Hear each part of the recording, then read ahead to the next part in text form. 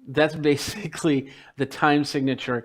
The top, you have the top 4 and the bottom 4. That means 4 beats per measure, and 4 measures. So we a quarter note being the main note, 4 being quarter.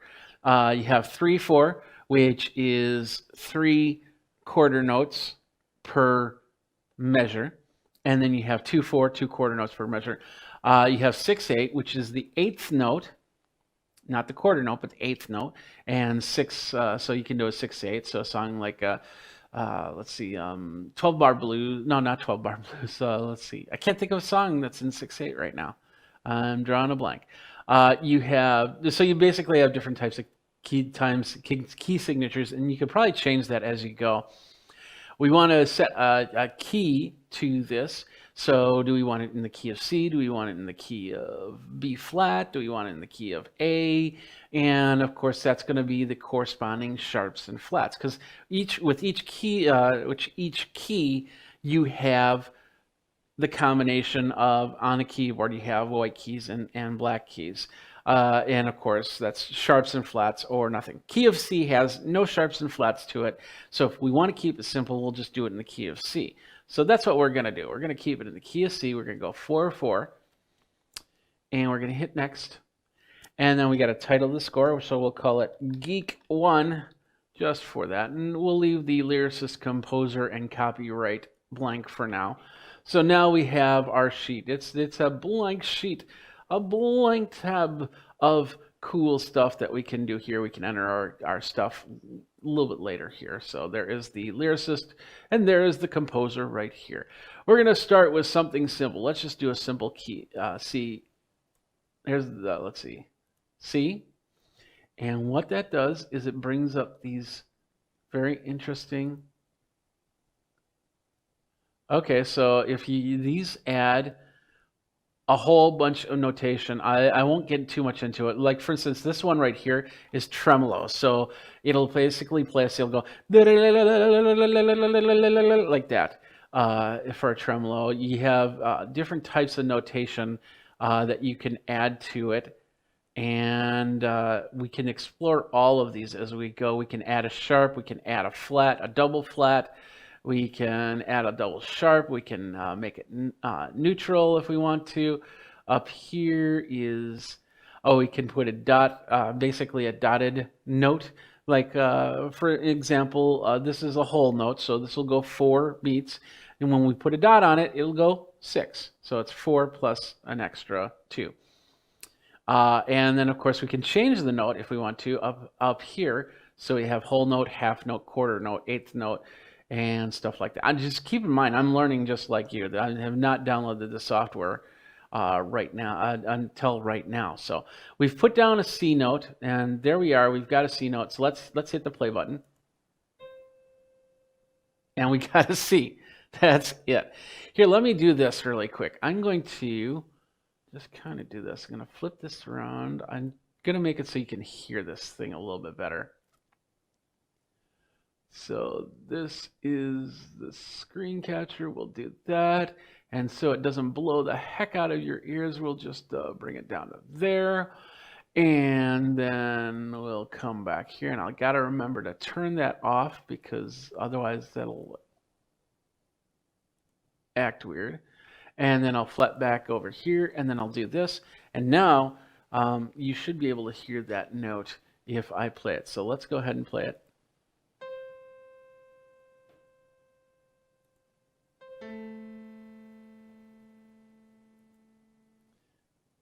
I don't know why I did that. Probably because if you put down a note, I bet you. Nope, you can't hear it from there, but somehow it hit a note again. So anyway, we got our C note, and I just want to hear that again. We got our C note, and I just want to hear that again.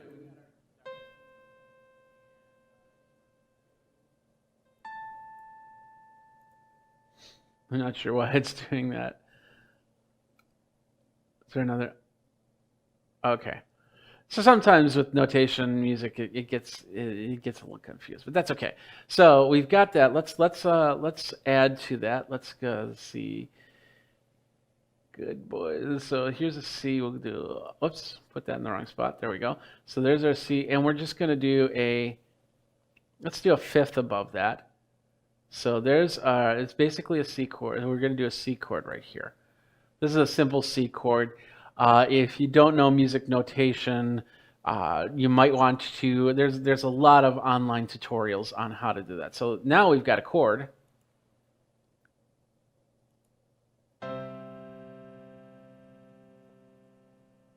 There, and then then I played another C. I can actually make a different chord. Let's do that. We got that, and we got that. Let's put down there and there. So now this will be a more what's called a dissident chord. Otherwise, it's known as a suspended second chord. Will be the second one. So we got the first one.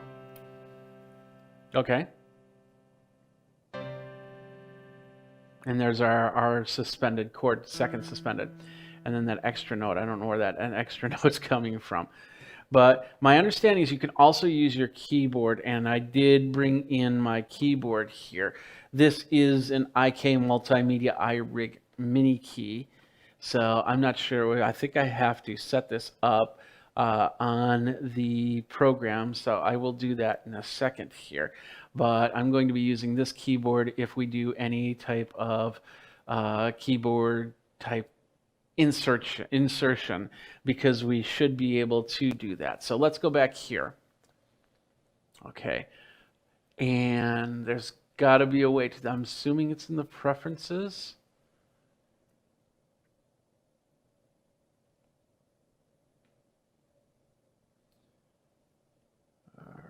We can set our instrument. Maybe that's it. Let's set the instrument, parts and staffs. Okay, no. This is, if we wanted to add another clef, we could do that here.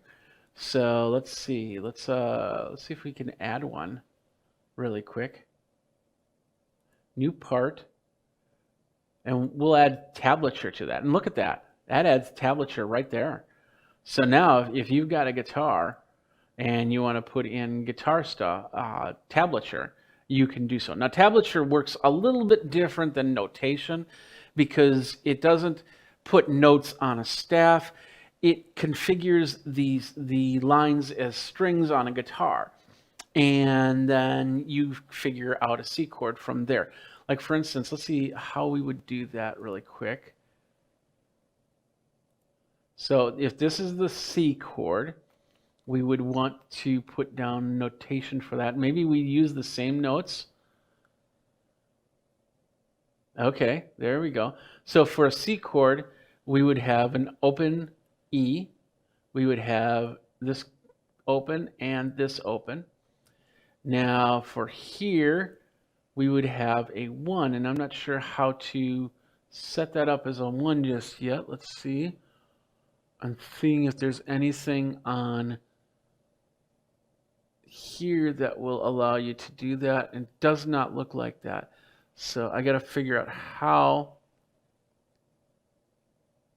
that works. There's our C. Let's see. And the reason why I did not look at this is so, you know, I see what you see. If it's easy for me to figure out, then if you have some idea of how to put down notation, you should be able to do so as well. And I'm not seeing how to do that. Maybe it's over here. Okay, here's the fretboard chords down here. So I could probably do what, a C. Let's find the C chord. There we are. And we can put that in here. Maybe we can just drop it. Oh, we can. We could drop it, but we drop it right on top like that. So it's kind of like a rubber stamp of some sort. So let's see if we can get rid of that. Yeah, let's cut that. Delete. There we go. So now with our tablature, let's figure out how we can do that.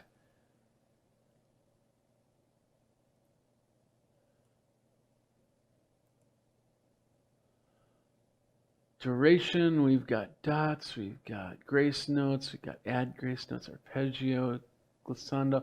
Maybe if I just type 1. There we go. Look at that. So I just typed 1. So if I put down another note, let's put down another note here. This would be 2. So that basically, whoops, let's do that again. Oh, that deleted it. Okay, I see what it is. So I put down that, and then I click on that, and then I type in 2. And then I put down there, and then I'll type in 3. Okay, so now I've made a basic C chord through tablature. So that just basically means on the low end string, which is this one down here, the low end string is 0 open. The second string from the bottom is 3. The third one's 2, 0, 1, and 0. Here, let me grab my guitar. It's right over here. I have this ability, so let's do that. And I just got to unplug it from the plug. Thought that would be easy. There we go. And then grab the stand so I have something to put this onto. Come back over here. Set that right there. So, as I was telling you, a C chord. Hopefully not knock anything out. So basically with a C chord, we'll zoom in here. So this is a C chord right here. So this is the low string. And that's the thing about tablature is you would think that it goes from this string to this string, but in all reality, this is the top string on the tablature. So we'll go through that split again. So that 0 up there actually means on this top string, and this top string means 0. So then we put our first fret, our one finger on our first fret. We skip a string, second fret on this one, and then third fret, and then we have a C chord.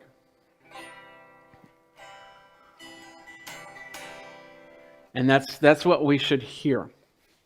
Now I don't know if we'll be able to hear that on here because I haven't really set up the MIDI as well as you probably should when you start this thing. So let's get back over here and let's hit the play button. Let's hear what we got. Okay, so we have piano and we have I think the guitar. I don't know if there's a way to mute the sound. The only way to mute the sound that I can think of is just to simply delete the notes. So let's do that so you can hear it. If by me doing this, I should have just gotten rid of the piano part and we should just hear the guitar. So let's hear it again. Okay, but it plays it like a piano sound. And there's got to be a way to actually just make the change there. So, oops. It's not a drag and drop type situation. It's basically click and then go from there. So now we have our 2 chords. Let's get rid of this. Let's actually change this. So we want to now change this. Let's change it to a quarter note. And then down here, this will also change to a quarter note. So now we're going to go for 4 beats in the measure. So we'll do a walk on our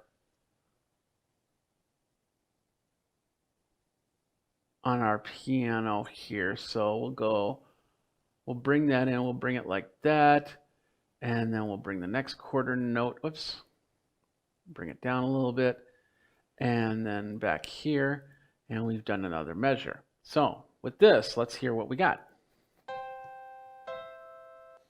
Oh, it played at that point. Let's start it over again. Nope, I didn't want to start it there. Let's go to the arrow. Let's start here. Now we'll hit play. We got our C chord.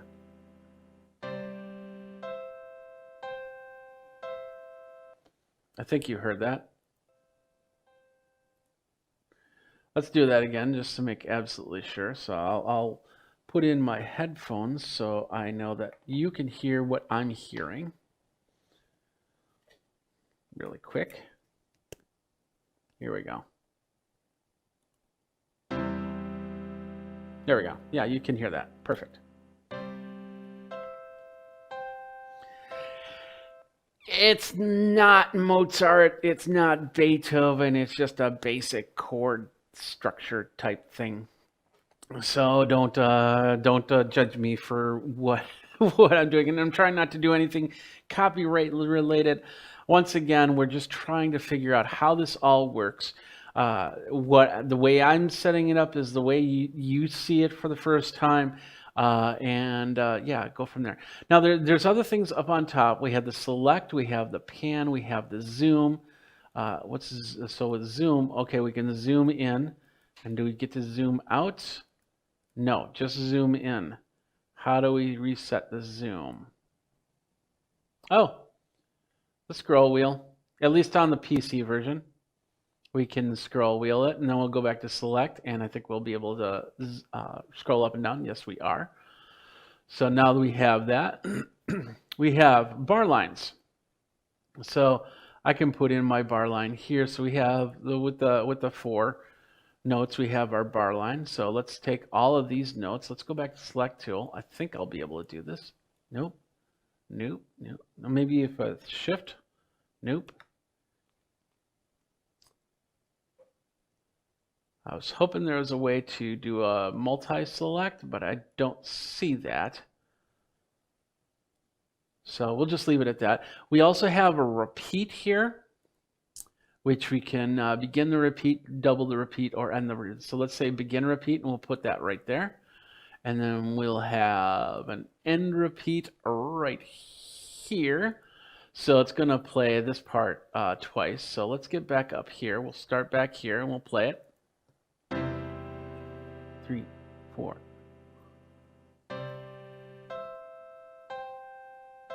And it should play that again. Pretty straightforward. So I know that that's not exciting or anything like that, but you can definitely get things ready and build your music from here. So let's do something a little bit more. Let's bring in some fun notes. Let's go.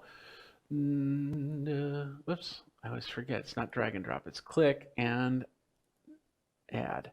So as you can see, it's adding the notes and then doing the proper barring of said notes. So if I want to go to a 30th or a 16th note, I can do that and that. And then go back to here and, oh, I see. Okay. Yep. So now we'll go back here. We'll start the beginning and we'll hit the play.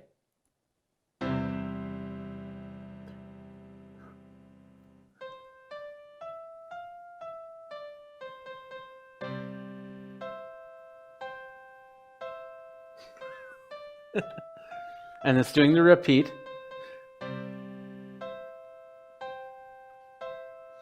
That's pretty straightforward. And creating the music. Now there was a little box right here called, it looks like LP or something like that. If I press that down, I'm not sure what that does. So let's zoom in. There's our zoom tool. L. Maybe that's left hand or something. I don't know. Let's get back here. We have pan. There's our pan. So we're going to pan. We'll go back to select and we'll hit that blue. Let's hear how that sounds. We'll start here.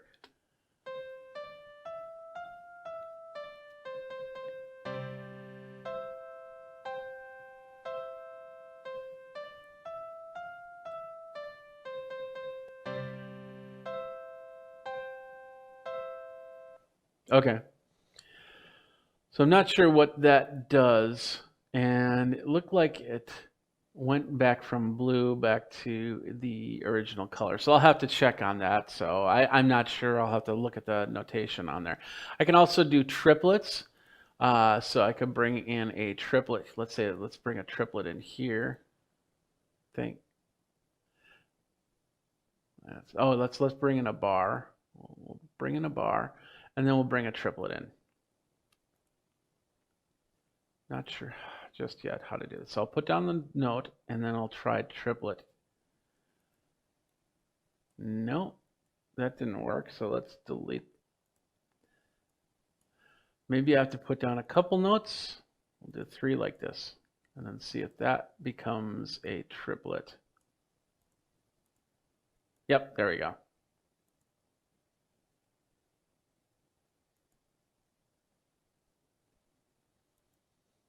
There we go. Let's just undo that. We'll go back to the triplet. So you got to put down 3 notes and then triplet. So let's see how that worked. We'll just start here. Oops. Not sure why it did 10-8. Let's go back. There we go.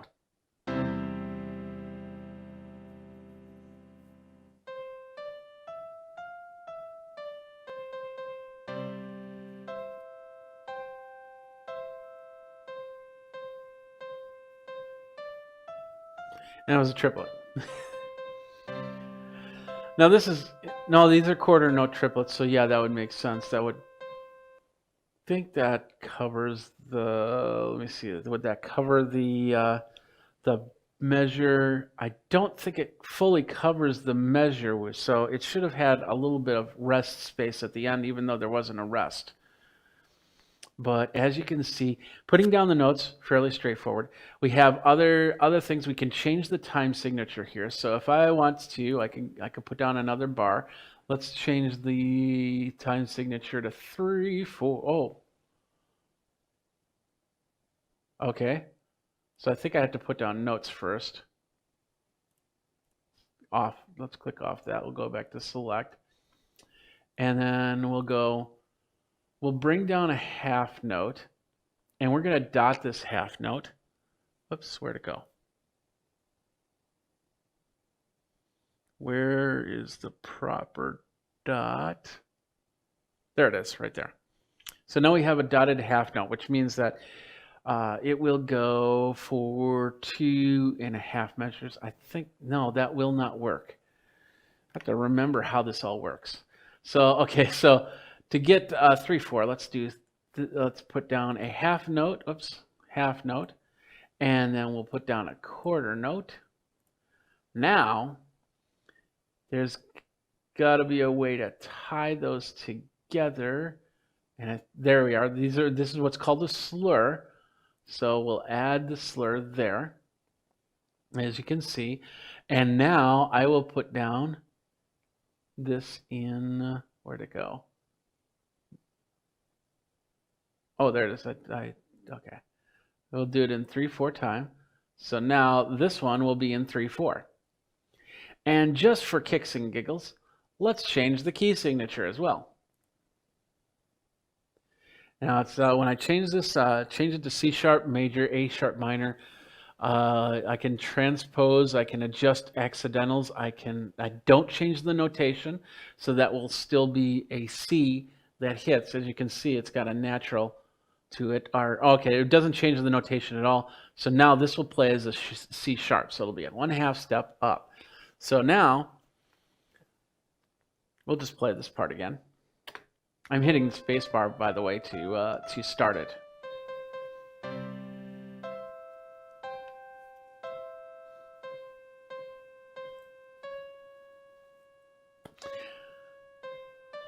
And then it repeats it in 4/4.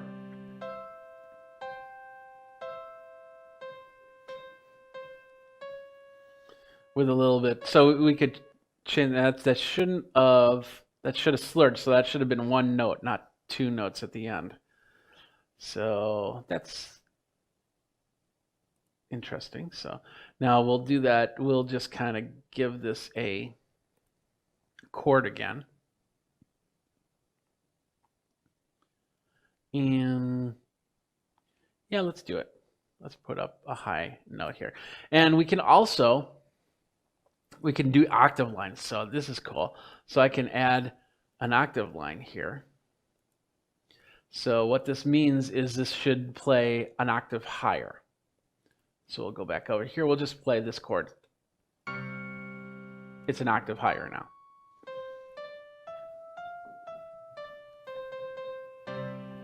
Dun, dun, dun, dun, dun, dun, dun. Dun. Oh. But that's the idea, is you can have a little bit of fun with that and play around from there. So let's do this. Let's see how well I can do this. So let's start new. Boom. Let's do we'll just do a grand staff, and we'll hit next. And this is in D that I'm going to do. This is one of my original songs. So key of D major is 2 sharps, and we're going to stay 4 times. So we'll do that, and we'll have untitled score. Boom, there we are. So now I'm going to put down, let's see.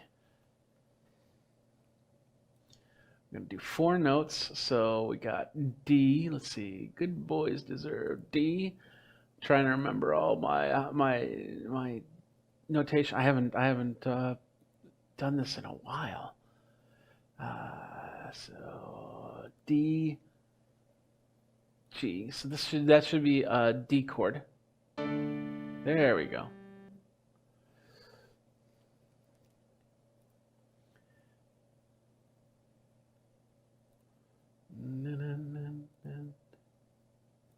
Oops.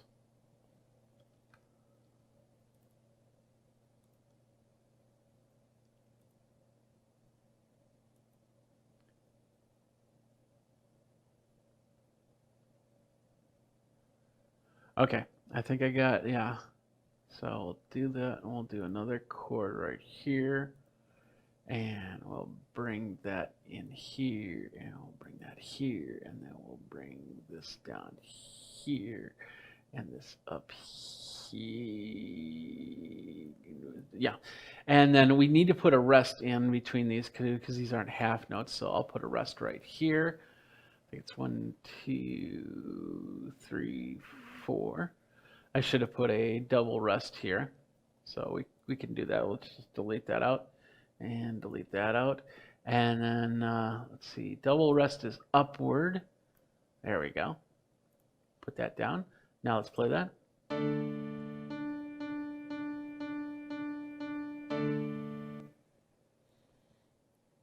So 1, 2, 3, 4. Oh, that should have been a different. That should have been the key of G. Let's put down the bar here, and let's change these notes up to G. G. G. And there we go.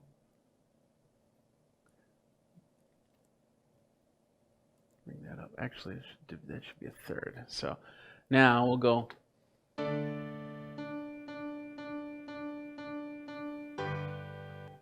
There we go. And we'll just do a run up. 2, 3, 4, and that should be our bar. And then this shall be a dotted rest. That's right, I gotta go here, and I gotta go up here for the dot. There we go. And then we'll do whole notes on this one. So A and E, and then we have, oh, did I do that wrong? I put that in the wrong spot. No, I did that wrong. So let's undo those. A, and we'll just do that. And we'll go. And I put that in the wrong spot, so let's see if I can move that. There we go.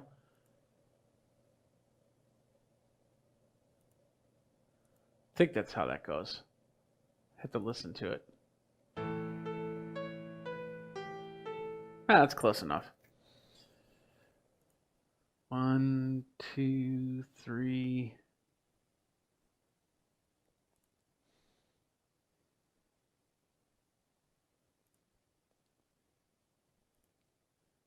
Four, and then we'll put down a bar.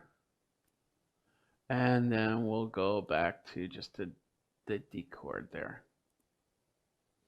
This isn't really the song, but once again, it's been a while since I've notated music, so it's kind of hard to remember.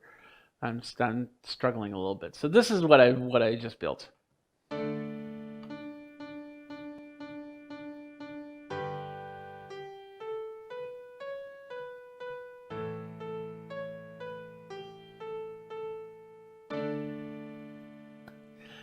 Once again, nothing that you'll hear on Handel List or one of the Jonas Brothers, but you get an idea of how this all comes together as a full score. So we can play around with it. Let's get the keyboard to work, because I think that's where some of you will want that. We can import MIDI. We can export MIDI. So let's see. There might be that you have to do MIDI. You get the MIDI if you update or upgrade. So sweet. Got WavePad, MixPad, 12 keys. Maybe that's how you do the MIDI. Notations, score, view. Got guitar chords, display note names, page and arrangement. Oh, we could do a horizontal or vertical arrangement if we want to. Oh, that's cool. So vertical. I don't see anything. There we go. There's settings. Audio options and settings. So we'll go settings first. Going to bring this up. Layout and notation. Classic. So this is just basically defaults, how we want the page to be set up. So that was that one. And then we'll go audio options. And our VST sound playback, we can do different types of places to play it back. We'll just keep it at default right here. We can add folders, but I don't see anything on inputting the MIDI.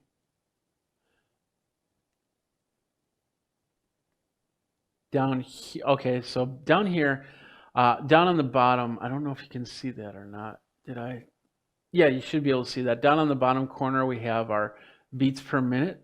So we can change and we can say, okay, let's just do 110. I like 110. That's always a great beats per minute. And that's through the quarter note. So we'll say, okay. So now we've got, well, this should go a little bit faster.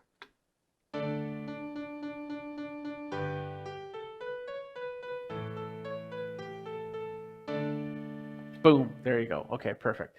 We can zoom in and out, so let's go 50% here, I think. I'm not sure. Well, maybe that speeds it up. Oh yeah, okay. So what this will do is it'll do 2.5 times the speed of the original tempo. So, and if we want to make it slower, we can go 75%, and then we can hear this slower.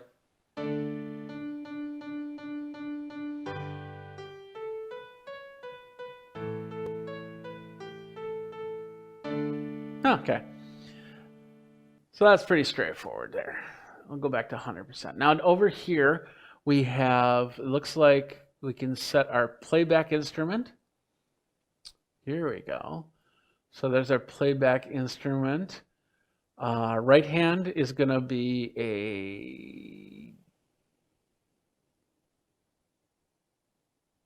a, let's see. This is the staffs. Okay. That's the creating new staffs. Over here, this will disable any type of repeats if you have them in your score. And this will disable play note pitch down in this corner over here. So what else have we got? I thought there was a way to actually import notes, and maybe I just haven't found it yet. We've got an auto format feature. We got undo, cut, pen measure, upgrade, and all that. We'll go back to the score. We can transpose the whole thing. We got parts set up. Let's see, that was that one right there. We got settings, which is back to here with the layout and the notation.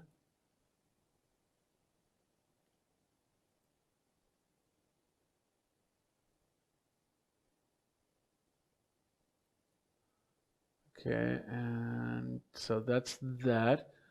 We got export. So I don't think it has any type of MIDI input, but I might be wrong on that. I might just not be seeing it. But you can you can import and export MIDI. And you can export the audio. How does it export the audio? Into a WAV file. So let's see. Let's just throw it on my desktop so it's easy to find. And we'll go save. We'll go untitled score. And saving that as a WAV, I'm assuming it's going to save it with piano sound. We'll open that folder. And we'll go, was a WAV file, so where to go? I guess I have a lot of stuff on my desktop. There it is, untitled score. So we'll open it up. Opens up in Groove.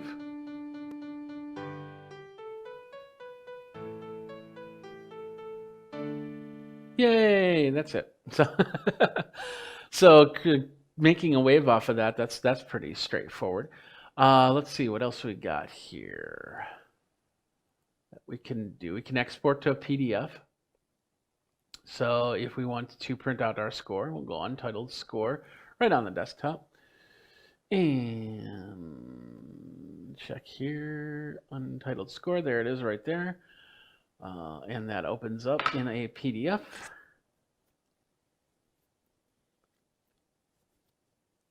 Maybe.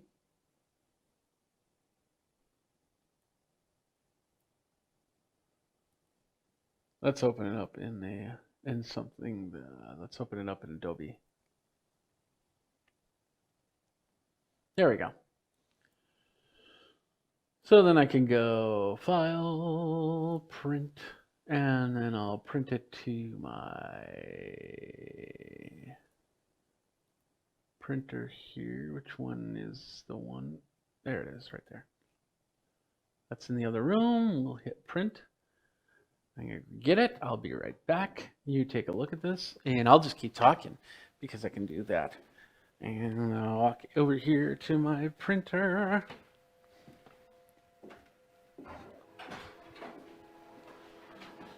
There we go.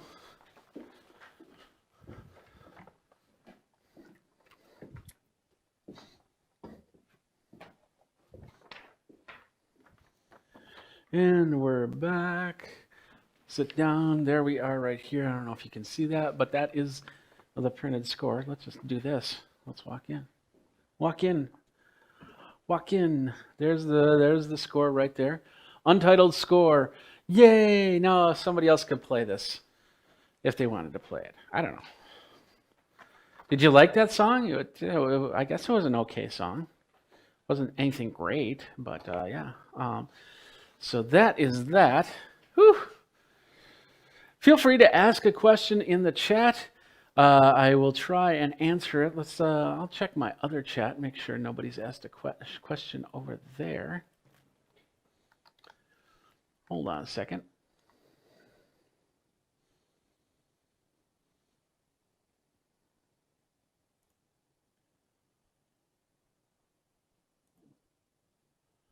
All right, we have no questions over here, but that's okay. So yeah, so that's basically how that all works. Pretty cool stuff. So I still haven't found a way to bring that, because I thought there was a way I could bring use the keyboard to play. But once again, I think that might also be an upgrade option. But we can set our instruments. Let's see if we can set instruments again. So the right hand, got treble, default MIDI. Okay. So yeah, we could actually change the sound if we wanted to. So instead of acoustic grand, our right hand could be harmonica, and our left hand could be, and this will depend on what you have set up on your PC or Mac for notes. So now we've got different sounds. So now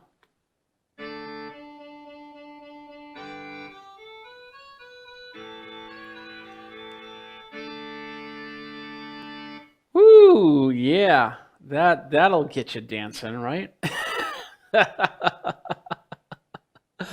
So I don't know.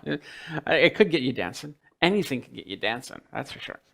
So hold on a second. Excuse me. All right, here we back. So we got it looks pretty good. I'm impressed on how quick it is to actually change different things. Like I didn't change any of the clefs. Let's do that. We have different clefs here. So we have the bass clef, the treble clef, and this is called the B clef. And basically, wherever, just change clefs. So now I just changed clefs, so it should sound really weird.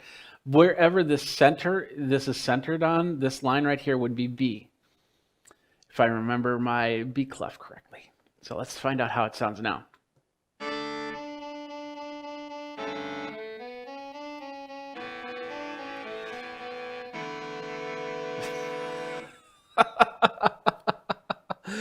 Let's undo that. And I think if we undo that again, that should now put it back to, nope, no. Let's bring back our MIDI instrument. Where did that go? There we are. So we'll go right hand, and we'll go something, let's go bright acoustic piano, and then left hand, we'll do acoustic grand piano. What the hey? And we'll say, I'll close that out. So now,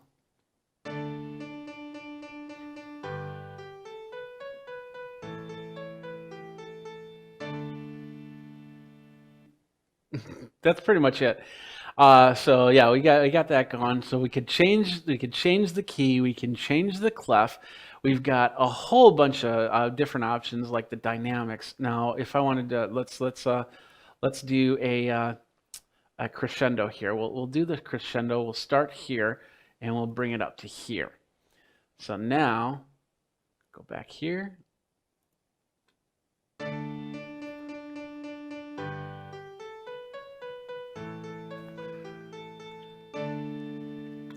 Probably have to put in some idea of what it's going from to. So P is piano or light, and then double F is fortissimo or super loud. And so let's go back here. Let's see if that works.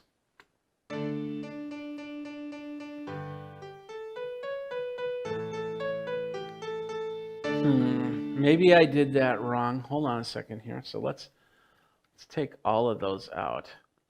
We're going to go and we're going to say, and it might just be that it just gives you the notation. It doesn't give you the velocity as well.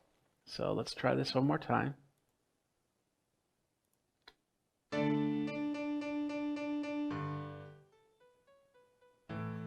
Okay. So as you heard, that the notation, the eighth notes were all super low. So now we're gonna crescendo this.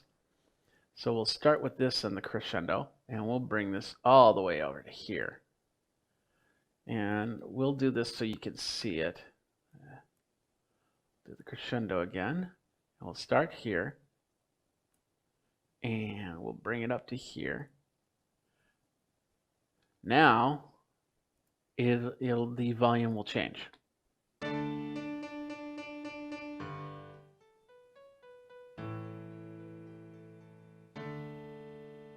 It's probably a way to do that. Let's bring this back here. So that's loud again. Let's try that again. We'll start here.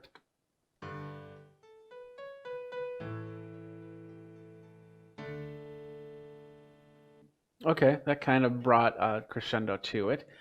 So something to work on, but I can definitely put a crescendo in, so when I print this out for my piano player, violin player, or whatever to play it, then they'll be able to bring those in and really bring out the sound. So give me conductor, you go.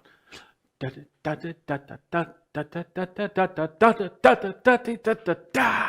didn't see what I did there because I'm just in a small box. Anyway, the whole point is that we've got a lot of different options here, some great options. We got, this is pedal line. Down here we have pedal lines. So that basically means it kind of holds, it kind of sustains a little bit. As we go, we got glissandos. So let's bring in a glissando. Let's do that. Let's glissando those two.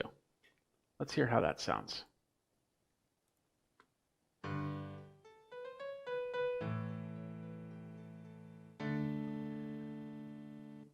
Let's take out the crescendo in the and this notation. Bring that. I'll take these out so you can hear that better. That's pretty cool. There's a little passing notes basically, so it's kind of like a little jazz type feel to it. So you can definitely bring in some glissandos, and then we got the fretboard, which will expand. Where'd it go? Oh, I moved it up. Okay, there we go. So I can definitely bring in some chord structure here, and let's see. I can create my. It looks like I can create my own fretboard up here. That's cool.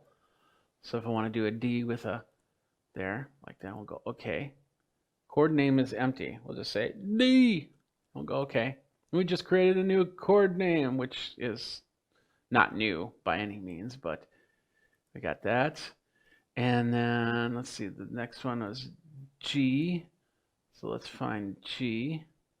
That fretboard, that's kind of weird. There we go.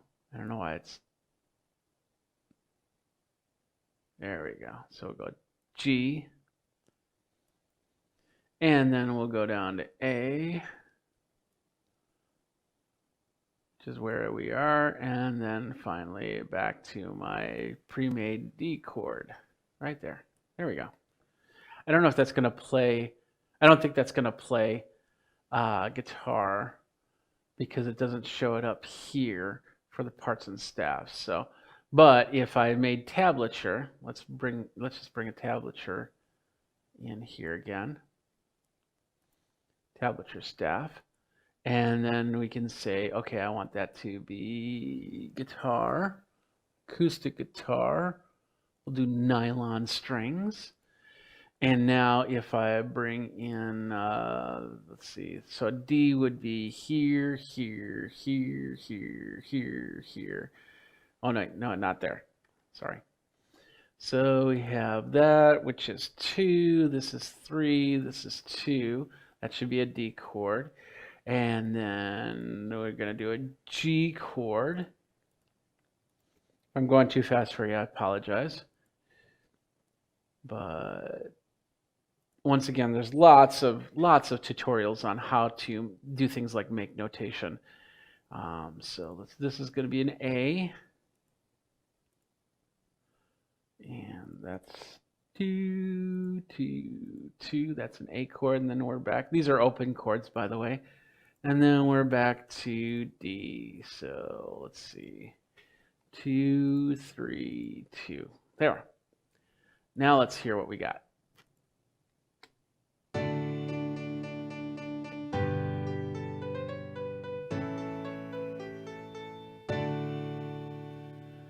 And I'm trying to remember how do I mute these other two so we can just hear the tablature. I know I found a way to do that. Let's see, no, that's not that.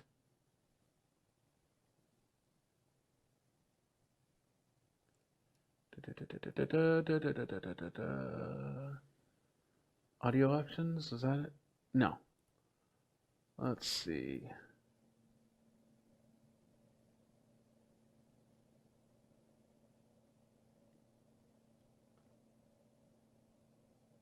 Voice 1, voice 2, voice 3, voice 4. So let's mute these voices. Let's see if that works. Nope, that didn't work. Playback, there we go. Let's just play and set VST, set instrument, play repeats. All right, so there's a help, okay? So we could go help contents, and that brings up this page right here, which lets you talk about bringing drum kits in and VSTs and all that other stuff. So I think that's pretty much it. This pretty straightforward, I think, on that. We don't have any extra questions. No, we don't. Pretty straightforward on putting this together. I still have to figure out if there's a way to use the keyboard to bring in notation, and if that works, then I really like this, just the free version of this. And then looks like the paid version is $79.99, which is easy. You can get it right on there.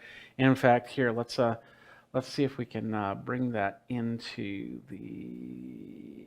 I'll just add that, and we'll go Crescendo. And then, of course, if you've got Mac or PC, it will it has versions for that.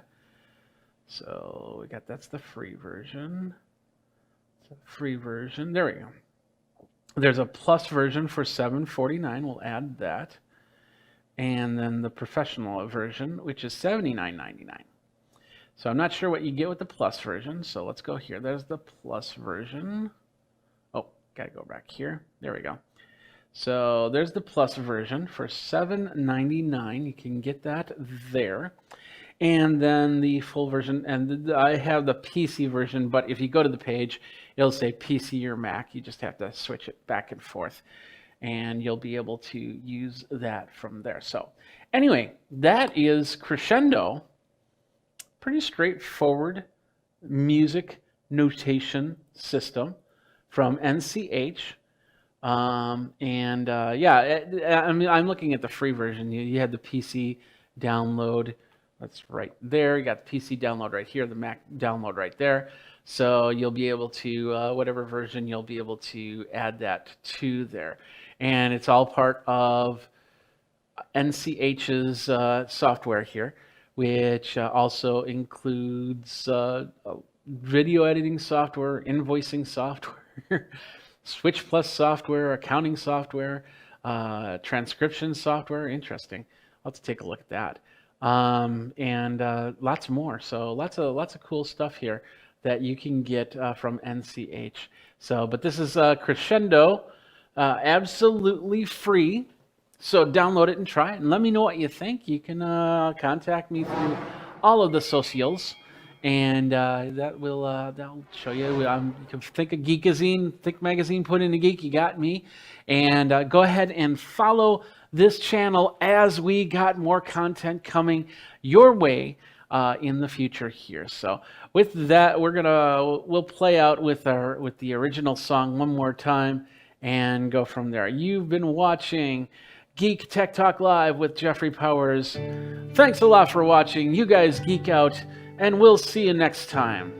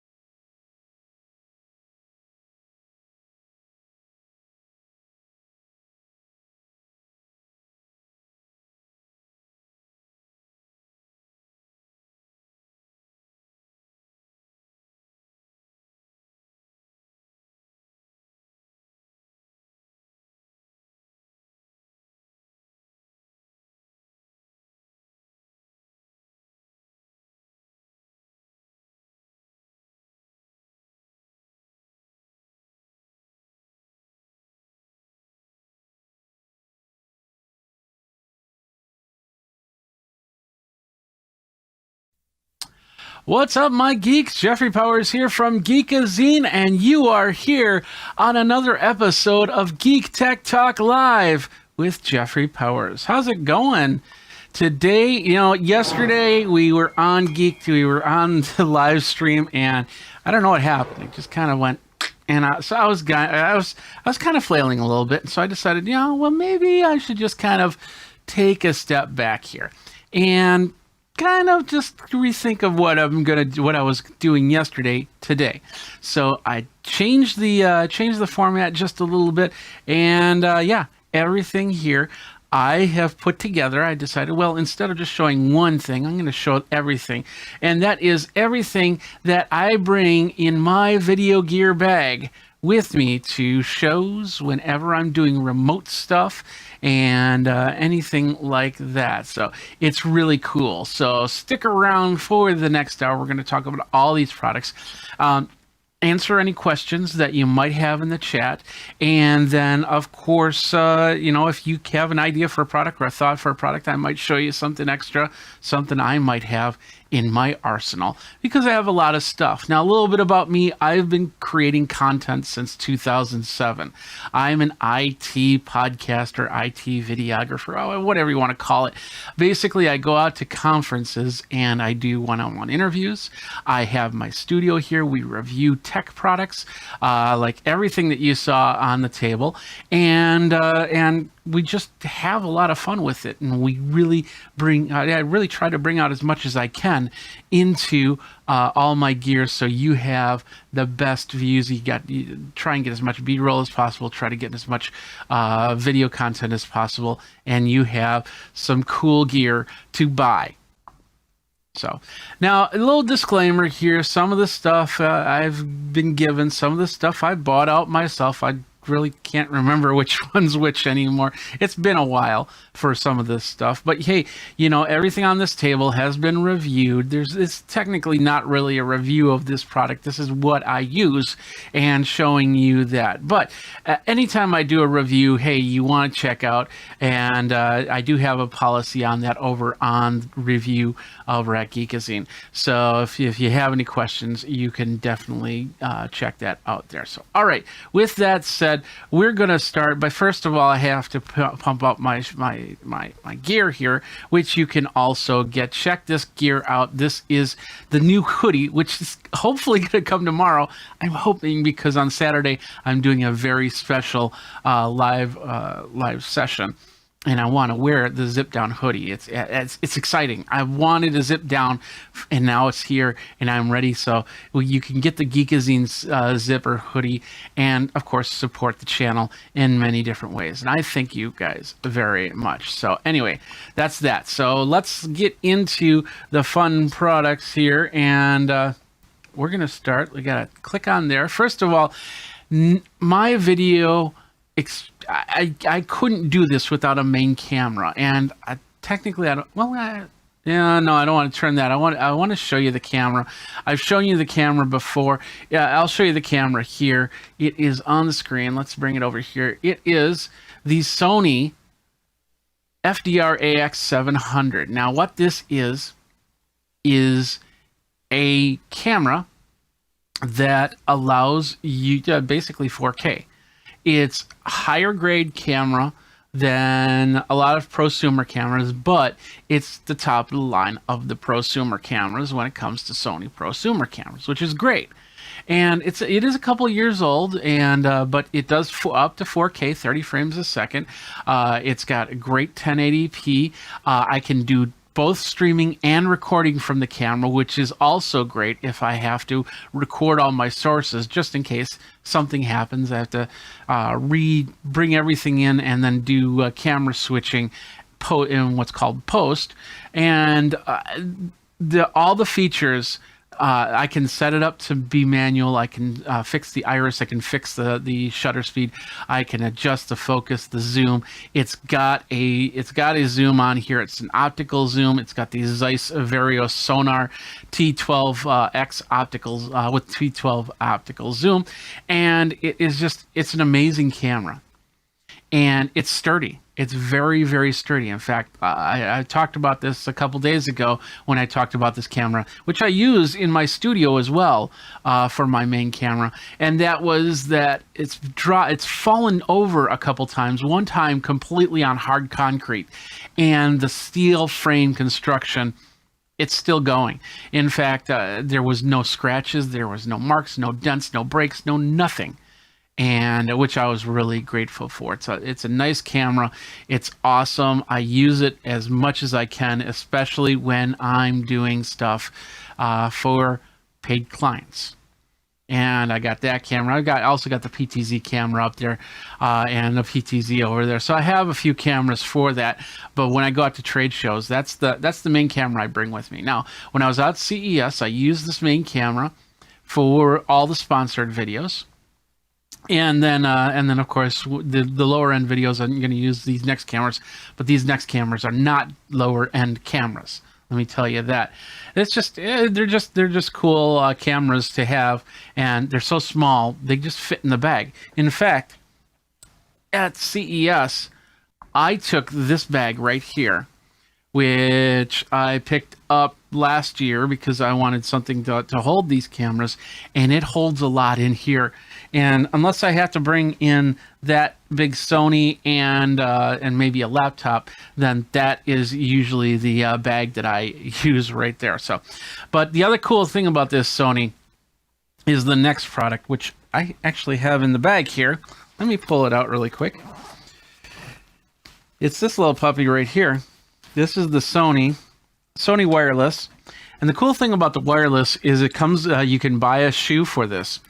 You can plug this in and then plug it to the camera, and you have absolutely no wires coming from the camera to this unit. The shoe works as that. And plus the fact that it also, you don't need batteries in here when you have the shoe in here, because it will power from the camera battery. So that's pretty cool. And then of course it's a dual wireless unit, so I can have two wireless, either a lav or a handheld unit, like this piece right here. This is the microphone handheld unit. And I also have the ability to bring in another two inputs. So I could actually buy two of these and then kind of do what's called a daisy chain. So then I'd have two wireless there, two wireless here. Or I could plug this into a soundboard, or I could plug one of my shotgun microphones, like the one I'm going to talk about a little bit later, into here. And it's going to allow me to have multiple audio sources, which is awesome. And so this is it's I can't stress how great it is to have one unit, to have two labs, because what I've done in the last couple years going to events such as CES, such as NAB, South by Southwest, and unfortunately, of course, South by Southwest and NAB both have canceled. A lot of events have canceled, which is really sad, but what can you do? But the best part about this is I can plug the lavalier microphone up. I can put it in my clothing. I just walk around with it on mute. And then when I come up to the interview, I give them their lav. They put it on. And then I unmute it. We have the conversation, remute everything. Teardown's super simple. But the other thing is, and I'm just going to use this as to pretend this is a microphone. And when I'm doing interviews like this, I'll talk like this, and then I'll bring the interview mic to them. And they'll see it like this. So the first thing that a lot of people do when they interview is like they need to come to the microphone. And I found that that's always been one of the things that when I started the interview, I try and tell them, hey, look, I'm going to be doing this back and forth with the microphone. Don't come down and just have a natural conversation. But, intentions, they end up having to do that anyway. So I wanted to avoid that. And that's the lavalier does that. It also keeps your hands free. So I can pick up an item. I can talk about things. I can say, this is the best item ever. And I don't have to worry about a microphone in one hand and a product in another hand, and which I don't know. So anyway, it's the P03D it's amazing. It's definitely something that I will have in my bag, and when they update it, I will probably get the newest version. I love Sony products.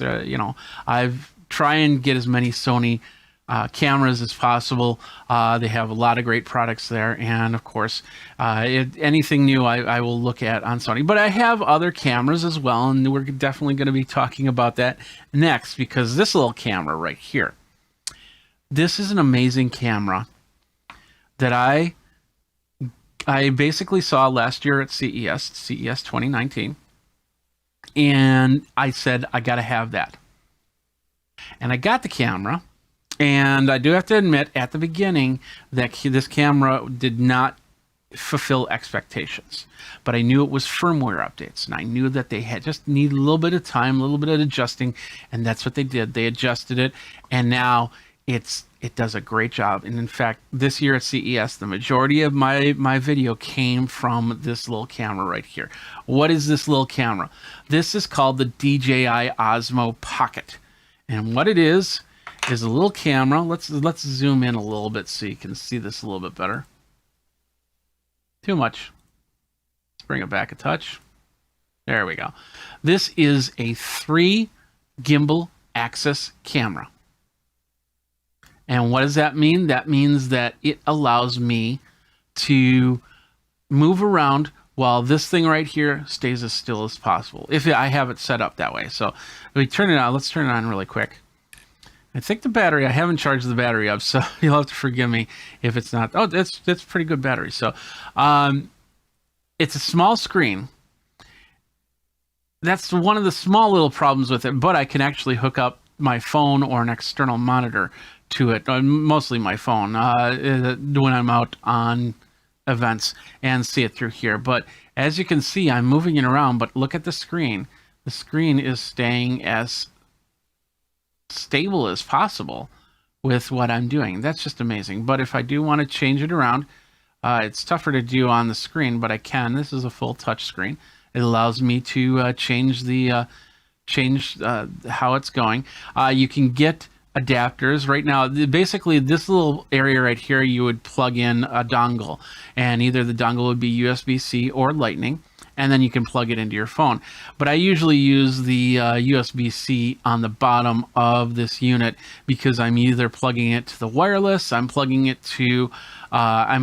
into my phone, or I'm plugging it into another device. And especially this stick right here, we'll talk about that in a second. But it records 4K, 60 frames a second. The sensor is only a half pixel sensor. But if that's not a big problem, this does a great job. It doesn't do any zooms or anything like that, but it does a great job. Allows you to get the shot and actually set this up to do a lot more. I can do time lapse. We can flip this over. I can do video, photo, slow-mo, pano, time lapse. I do a lot of time lapse stuff with this. It's amazing. I can set this up in the corner, and I can even plug in. I can plug it in the wall. I can plug it into an external battery, and it can run for a few hours on time lapse, and it's just amazing. But with the photos, photo mode, which you can do that, or just hit the button here to go between photo and video. And then, of course, my other favorite thing on this is the pano mode. And what's cool about the pano mode is you can either do 180, so it'll take a picture, slide picture, or it'll do what's called 3x3. And the 3x3 is actually pretty cool, because what it'll do is you'll hold it like this. You'll hit the button. It'll take a picture here, and then stitch it all together for a really awesome, not so fisheye looking picture. And that's what's cool about that. So you have a lot of cool options to do that. I even have a way to set this up. So it can actually hook up to my system and stream. I've got a video on how to do that through a third-party software, a Raspberry Pi, and the DJI Osmo. It's amazing what you can do with it. So anyway, this is the DJI Osmo Pocket. Let's get back over here so you can see it. We'll zoom it out just a touch here. We'll go back to here. There we go. DJI Osmo Pocket. You can get it right now. Let's call up the page here really quick. And it's right there. It's about $364. Of course, all these prices, they always change as they go. So, so one day it could be a little bit more, one day it could be a little bit less, one day it could be on sale. You never know. If it goes on sale, I'll try and let you guys know as we go, and we'll go from there. If we go where you go, you go. So anyway, let's get into the next product right here. Well, this is actually the companion to this. I picked this when I was in South Korea last year. I went to the DJI Osmo flagship store there, and I saw all the cool drones, and they actually have an arena south of Seoul in which you can go and fly drones, which is also very, very amazing. But I picked this thing up, and I'm not a big fan of selfie sticks. I have them just in case I need them. But this is more than just a selfie stick, because it's not meant for your phone. It is pretty much a selfie stick for your DJI Osmo. Now, like as you saw, you had that place for all those dongles, and there is a capping dongle which allows you to close that up. But the reason why I keep it open is because of this. Because what happens is it attaches right here. You won't be able to see that too well, but we'll attach it right here. Let's go back to this PTZ. You can attach. You'll see, maybe see that there's connectors right there. You'll be able to slide that in, close that up, and then you'll have this selfie stick. Now, let's zoom out just a little bit more. There we go. Now, I lift this up, and I have a whole bunch of controls. I can put my phone right here if I want to. But if I hold down the button, you can see that it just turned on. In fact, it's also got a joystick here, so I can really adjust. If I need to adjust what I'm viewing, I can do that. It's got a record button right here, and then we can do the flip, so I can have a selfie. You can see me. Well, it's hard for you to see me, and then of course flip it. I've used this for interviews, and this is what's really cool. I've used this for interviews where I've set it up like this. And on the bottom, you can actually put a tripod onto it. And I've set it like this. They've had their conversation. I've turned it around, asked a question, flipped it around, and then they've answered the question. I can do it from the phone, of course, but I can also do it from here. So that means I can hold this thing, tilt it just a little bit, and I can have a conversation. I can say, "Hey, buddy, how you doing?" Flip it around. They say, "Hey, I'm doing fine. How you doing?" And I come back and go, "I'm doing fine. This is all happening." And of course, you're not seeing that because you can see this here. So you could be talking now, and then I have to ask a question. It's like, "Well, what? And then you go, "Okay, well, let me answer that for you." How do I answer that for? I don't know. So anyway, other cool features of this whole thing. With the DJI Osmo, another feature is the simple fact that I can set this, it has a little bit of AI ability to it, and it has a follow feature. So I can set this up and have it follow, do facial recognition, and then have it follow the speaker across the stage. So I can stay in one place. Or I can set this up in a corner, have it follow, just hit the record button, have it follow, and then when I'm done, I've got a really cool video with a little bit of motion. So that's pretty amazing. And I just love this. And how small and lightweight this is as opposed to that camera.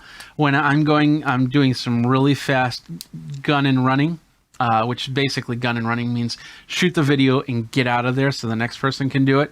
This is awesome. The only downfall is, like I said, that screen is pretty small. So there's been a couple of videos that I decided not to publish because it ended up that the product that I was trying to show was blurry and never in focus. So I ended up not putting those out there. But other than that, and of course, if you hook up a phone to it, you can see it a little bit better. You'll be able to control it, all touchscreen, and just amazing right there. So, and that is the DJI Osmo Pocket. Next up, let's get into the next product here that's in my bag. That's the extension. That's this one right here. Insta360 1X action camera, 360 degrees. And it does more than 360 degrees. It's just, this is a great B-roll camera, and I've used it for B-roll cameras.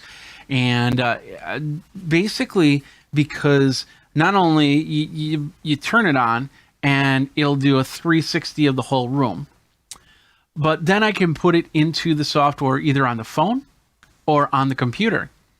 And then I can sit there and I can say, this is the point of interest. And I want you to create a standard HD style video. This is the point of interest.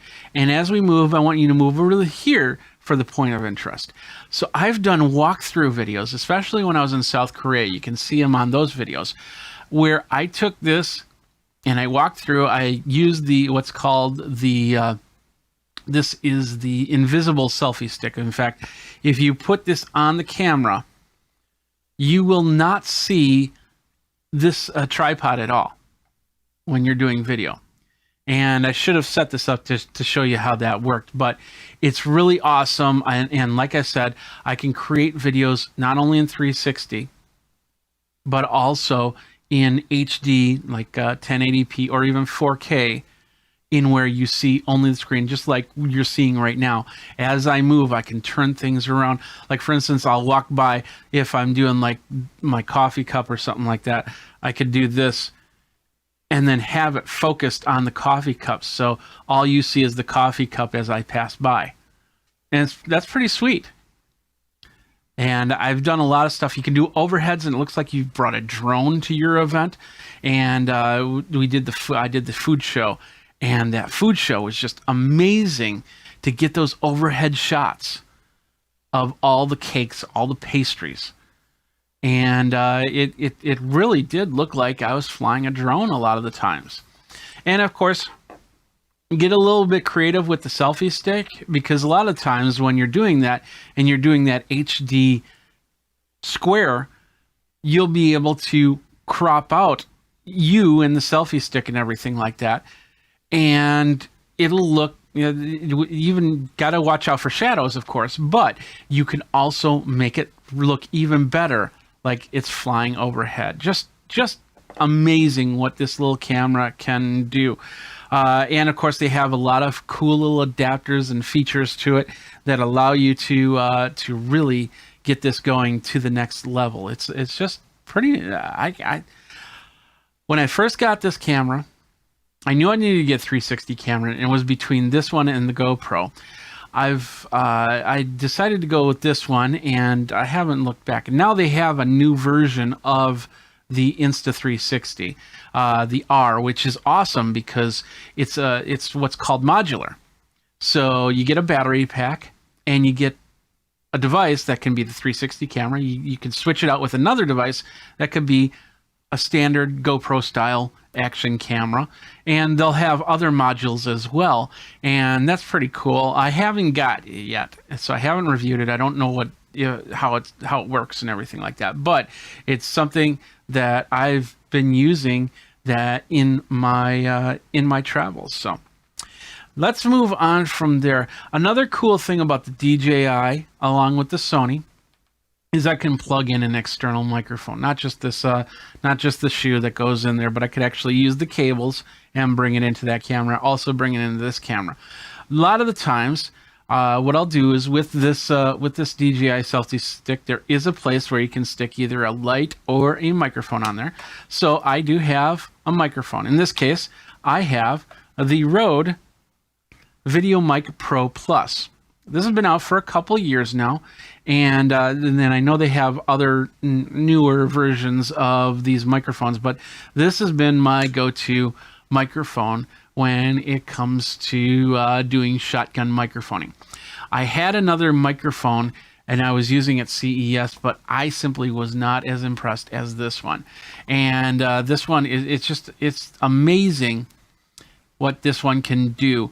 And with the pro features, let me show you the pro features right here. And we'll zoom in a little bit as you can see this. There we go. So on the back, we basically have an on and an on with the filter to basically cut out the bass or cut out the low end. By doing that, it allows to cut out any type of background noise. A lot of the times it cuts out anything such as like, let's say if a conference center has a really low rumble from their AC system or something like that, it'll cut that out. Plus, I have a minus 10, 0, and plus 20 dB. So if I have this a few feet away from the subject, like if I have it on the camera pointed towards me and the subject, and we're about 3-4 feet away, this will pick it up, and does a great job in not only picking it up, but also not picking up all the room noise. So let's flip it over to here, and let's show you how this works. There we go. And yeah, it says it's still with the best-in-class Cody Lyre suspension system. That's the thing underneath. And that helps with any type of camera noise or anything like that. You can run around, and it, you won't hear the clicks and pops too much. It's got it runs on a battery, and I think it was a 9-volt battery. And the 9-volt battery, I mean, we're talking hours and hours and hours worth of recording before that battery even dies. So that's pretty sweet, and lots of other cool features with this microphone. It's a durable microphone. It's a powerful microphone. When I said that the camera fell over that one time, this was on top of it, and it basically got thrown from the camera, if I remember correct, and fell down. Of course, this was also on top of it, and this is also solid steel and not a scratch, which was pretty cool. So anyway, so those are the two microphones that I have there. We're gonna stop for a second, and I want to encourage you to go over to the chat and ask your questions, because and make any comments that you want to, because by commenting I can help you with any of your video questions, like what cameras I'm using, which I'm telling you right now. I can't tell you what this microphone is because I bought it a couple of years ago from a company that doesn't exist anymore. So I'm gonna have to look for a new microphone. But anyway, let me do something. Let me just cough really quick. Apologies on that. We're back. So, all right, let's move on from there. Let's talk about lighting. Yeah, let's talk about lighting here. Let's talk about lights, baby. Yeah, let's talk about it. And next up, we have the Lytra Pro, which is, I got introduced to this, actually, the previous model, 2 years ago at NAB. I talked to the folks at Lytra, and they did give me this one. It is a small light. Let's see if it still has power. Yeah, it's an awesome little light. What's really cool about this is if I had a small live stream, maybe a Twitch type session, I can put this onto a tripod. I can plug this in via a micro USB, and I can put it up in the corner, and I can turn it on, and it gives awesome, a really decent light. I can put two, and that's in the lowest setting. There's 3 settings on this. I can put 2 of them, one on each side, and I've got a pretty decently lit area for recording. And that's just this small little durable steel frame light right here with, 9 LEDs. Then they came out with this one, the Lytra Pro. I want to see a light. There we go. Look at that. That's amazing. And this is an awesome camera light. It's basically got the same structure as this one, except it's a little bit bigger. It's got more LEDs. It's what's called bicolor. So you can you have what's called the Kelvin scale, and it goes from 3,000 Kelvin. Well, in this case, it goes from 3,000 Kelvin to 6,000 Kelvin. Well, what does that mean? Well, that basically means, let's just turn this on and bring it down to 3,000.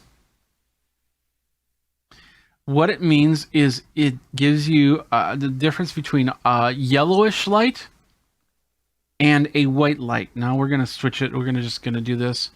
And as you can see, it's going a little bit whiter and a little bit brighter. Now we'll go back. And now I've got a little bit more yellow tones. And there's many reasons why you switch it between different Kelvin. I like I usually have this at about 4,500 because it's got a little bit of yellow, but it's more white light from there. And of course, the brightness right now, I have it on at 15%. We had the lowest, which is 5%. And then I'm not going to shoot the brightest, but it's just amazing. And the battery, you know, at like 5 or 10%, this thing will last for hours, like a couple hours at least. And of course, you can also connect it up. It's also got, I believe, micro USB. Yep, micro USB on the side, so you can plug it in, and then it'll run for hours. It does get warm. Both of these lights will get warm. They're lights, so that happens there. But anyway, it's just an amazing product to have. And from the LEDs, and I've had some really cool LED light systems. As you can see, one of them is the newer lights that's right next to it, and that's one of the lights I have here in the studio because I use them. I don't use them as much for going out to shows like CES, but I definitely use them for when I have to stage a scene for a one-on-one interview or something like this. And I got some cowboy stands. I put them on the cowboy stands and go from there. So that's a pretty cool light as well. All right, with that, we got that. Another one, I've got the stand actually stands over there. I don't know why I did that, but anyway, we got it on the page here. It's the Sarui. It got many different models here. This is a monopod stand, and I've switched to this stand over a tripod 95% of the time. The reason why is look at the feet. So let's just zoom in on those feet. The cool thing about these feet that some other monopods don't offer is the span of the feet. I can literally set this on the ground, walk away, come back, pick it up, and I've used this at all the events in this last year, and I've yet to have one person. Well, no, actually, I did have one person run to it because I was telling you about the concrete. Yeah, that's what happened is somebody ran into the camera and I went like that. But this stand will stand on most surfaces. If you get into like into a booth that has like a really soft carpet, it's great for your feet. But this one, you do have to hold on to it. But most booths, I just set it down. We do the interview and I pick it up and go. Whereas tripods, basically you have to separate them, you have to extend the legs or leave the legs out and you're walking around holding it like this with the camera up high. It's always not been a great experience when it came to a tripod. But with this, I can even have the feet extended out and then turn around and just go, okay, set it down. Rarely does anybody knock into it. And it just does a great job with putting that down, and I'm amazed with it. I've used the Sarui. This is the PS system, I think. No, the P224S. Yeah, it's carbon fiber, so it's pretty light. It does add some. It's not light, but it's good when it comes to that, and so that is it's an amazing thing. I can't speak any more about it because it does a great job. And the one I have goes up to 7 feet. You'll have to put in some cases you have to put a head on it, but the other thing is it's got the reversible screw on it, so you just turn it out and then flip the screw, and then you can put a camera head on. But if you want to just put your camera on it, you flip the screw back, you put it down, and then you can go from there. So that is the Sarui P, and I got the 204S in the product description here, but it's the 224S, I believe, is my 7-foot one. Actually, no, I'm sorry. It's the 324 that has that goes up to 7 feet. So that is that's the one. You do have options. So if you want to pay the $140 one is a little bit smaller, but it does just as great as a job as this one. And then they have different models, so you can pick and choose between the one that you want. All right, next up. I tried this year, I went smaller, and smaller was better, right? That's what they say. So I ended up picking up one of these, and because I know there's a lot of vloggers that use this type of camera, or this type of tripod, because of the fact it's got all these bendable legs. Now I remember when the first type of this tripod came out, not this one, but I think Joby, I think it was the name of it. But anyway, no, the Gorilla tripod. And that's a great tripod as well. But I ended up getting this one from Photo Pro. And as you'll see on the screen here, and we'll switch this all over. With this, you can do a lot more with your camera. You can set it up to use it as a hold it for vlogging. You can twist the legs in all directions. You can basically, I've attached this to tables, I've attached this to poles, I've attached this to other devices. I've even attached this to my tripod. And what I've done is I've hooked it up to my tripod. I got a screw-on adapter that lets me tilt any type of camera. I can put a second camera on here. If I have the shoe using something like the microphone, then I can take like the Lytra Lite, and I can screw it on here. And like I said, with the adapter, then it'll screw like this. And then if I put it on the tripod, I can actually, like this is the tripod right here, a tripod. So I can literally just wrap these legs around this tripod. And then with the adapter, I could put the light, like right here. Well, I'd move this down a little bit. There we go. And I put the light right here, or light right here, with the camera being right here. And then I have an extra connector. And as you can see, I'm pushing down on this a little bit, and it's not sliding up and down on the tripod at all, because you can really lock this in just by controlling these cabled rubber legs. So they grip really well, and they turn really well. And like I said, I use them in many different iterations. It gets tougher to use it as a tripod when the feet start to look like this. But, you know, if you work it out right, then you can get these pretty straight. And then when you do need it for a tripod or something like that, you can pop it up. In fact, let's go to this one. Oh, that one doesn't work anymore. Had that problem yesterday. So, but we've got that. We've got it covered. We've got it covered. So anyway, so now I can put a camera on here. I could put a phone on here and do interviews. I could put my my DJI. I would need a extra case that has the screw mount, so I could put that on there. But I could definitely put this on here, and I've done that. So lots of different options with this mount right here. So, and of course the price is what, $21.94 for this one. And so it's something that you can put it in the bag, really lightweight, awesome to have in any bag when you come to do video, because sometimes you just need something that will hold it a little bit, and it does work with a little bit of stabilization, because you create a fulcrum.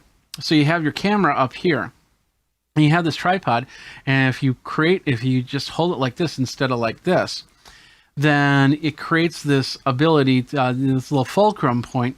So when you walk around with your camera, with the weight of the camera, it stabilizes it a little bit better. Not perfectly, but enough to allow you to get some great shots with this. So a great little addition for anybody's camera gear. And once again, I used it at CES. I did some what's the word? Time lapses, excuse me.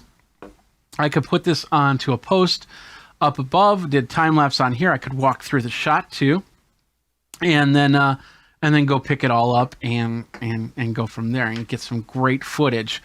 Being a one-man crew, doing stuff like that helps me bring more content into what I'm doing. So anyway, that is the tripod from Photo Pro. And of course, there's many different other models to that.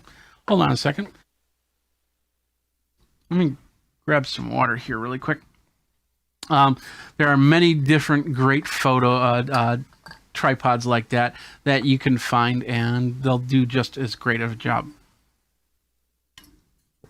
All right.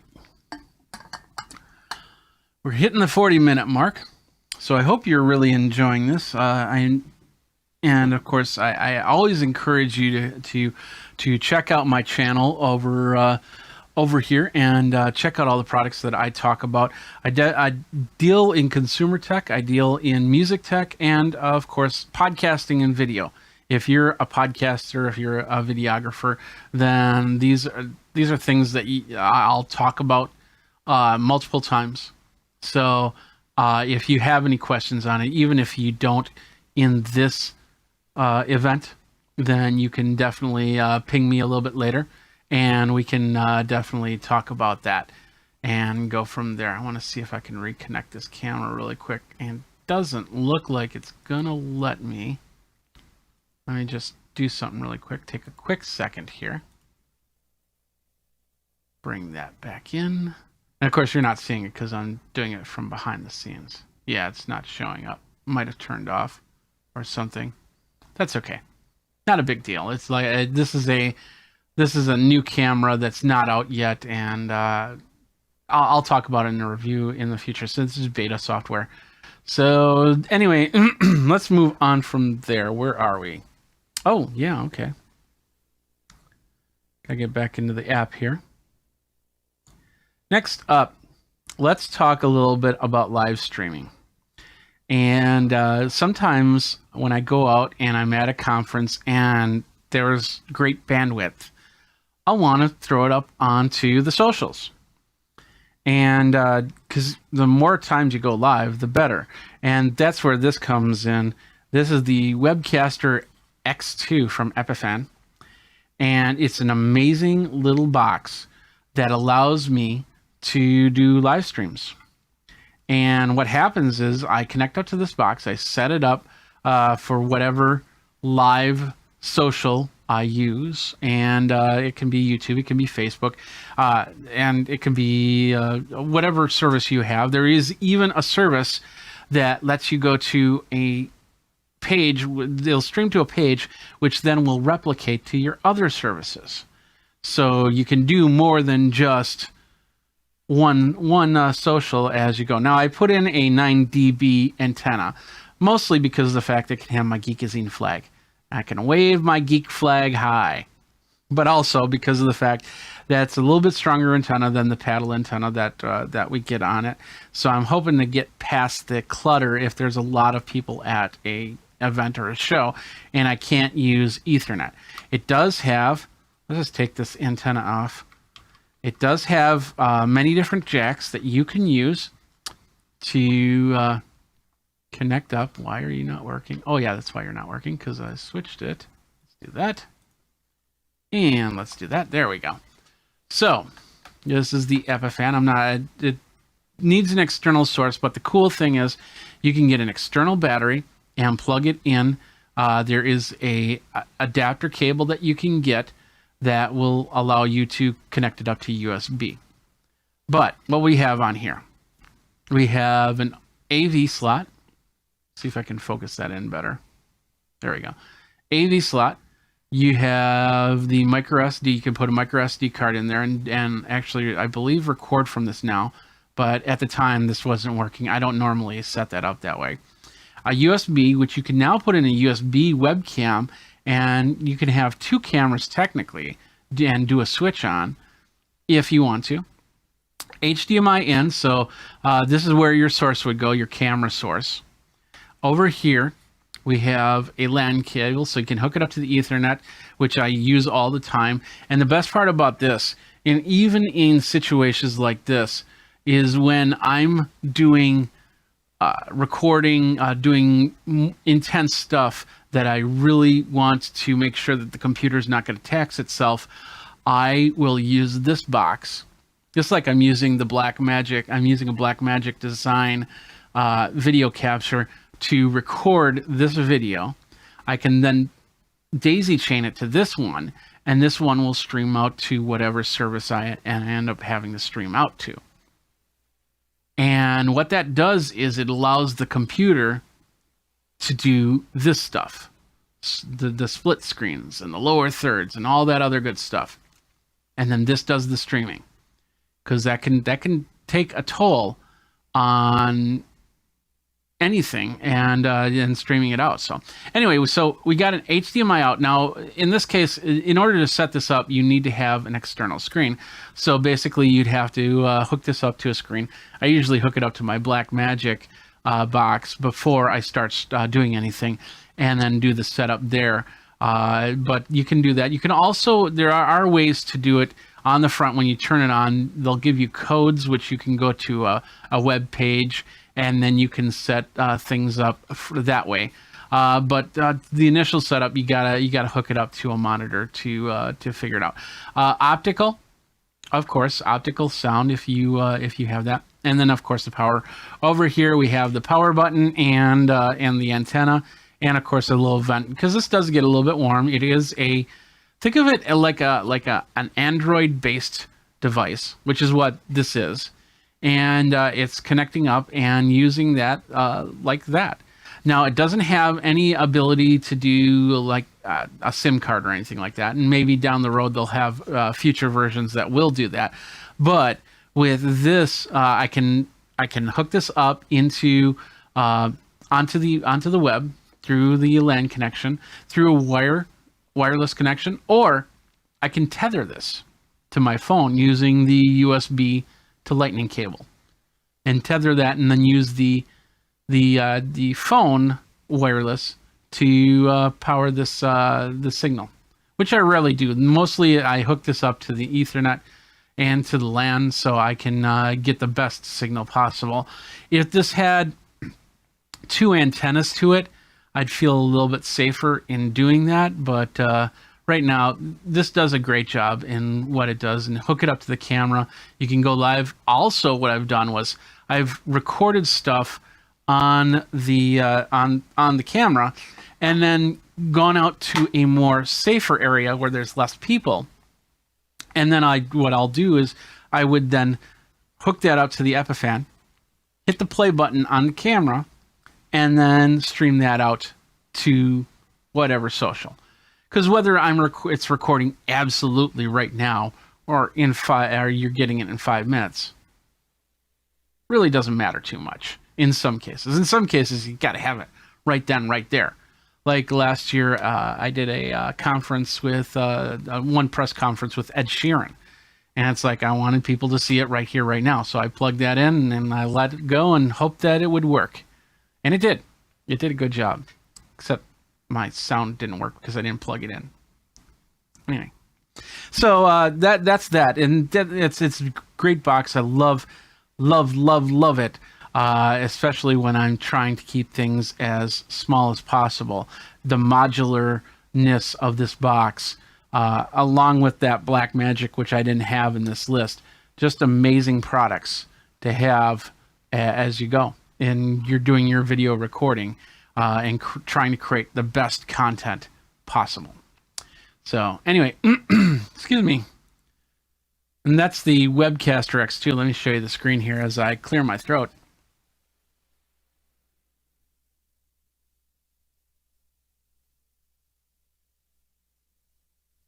All right. So just an amazing thing. And the price is pretty decent. It'll pay for itself in a couple gigs easily. So, and it's nice and sturdy, nice and strong. It's metal case. So as you can see, I got a little bit of scratching on it, but I think the scratching is from the fact that I put it in my bags. So it was also with that camera when it fell? No, I don't think it was. But no, actually it was, because the flag was up. I wanted to let my geek flag fly. Remember? Okay. All right. Where are we going from here? Oh, here's another. If you have to absolutely use wireless for something like this device came out last year. It's not just for video work. If you're a traveler and you hook up to hotel Wi-Fi or wired, this little box right here helps in so many ways. And what this is the GL iNet Slate, which I thought I had. Did I not have it here? Whoops. Let me just call it up really quick. The GL iNet Slate. I missed it in there. So GL iNet Slate. It's got an actual model name to it, the AR750S. There we go. Put it right there so I can remember where it is, like I remembered where it was before. It won an innovation award at CES last year. And basically what this is a wireless router. Just like the one you might have at home. Just like you would hook up at a hotel or at a conference or something like that. But the cool thing about this, I use this in my video because I use what's called a protocol that's called NDI. And it allows cameras like this to be wireless. And as I can show it to you, like the PTZ back there, this PTZ, this is all wireless. So you can see it from when I'm shooting video, and it just connects up. Now this little box right here, the GLI Net Slate, allows me to create a network of its own. So I can attach these devices, and nobody can mess around with the settings or anything like that. I can also tether this to my phone and pull the signal from here, which could then go to something like the Webcaster. I can also connect this to their Wi-Fi. It's got a dual antenna in here.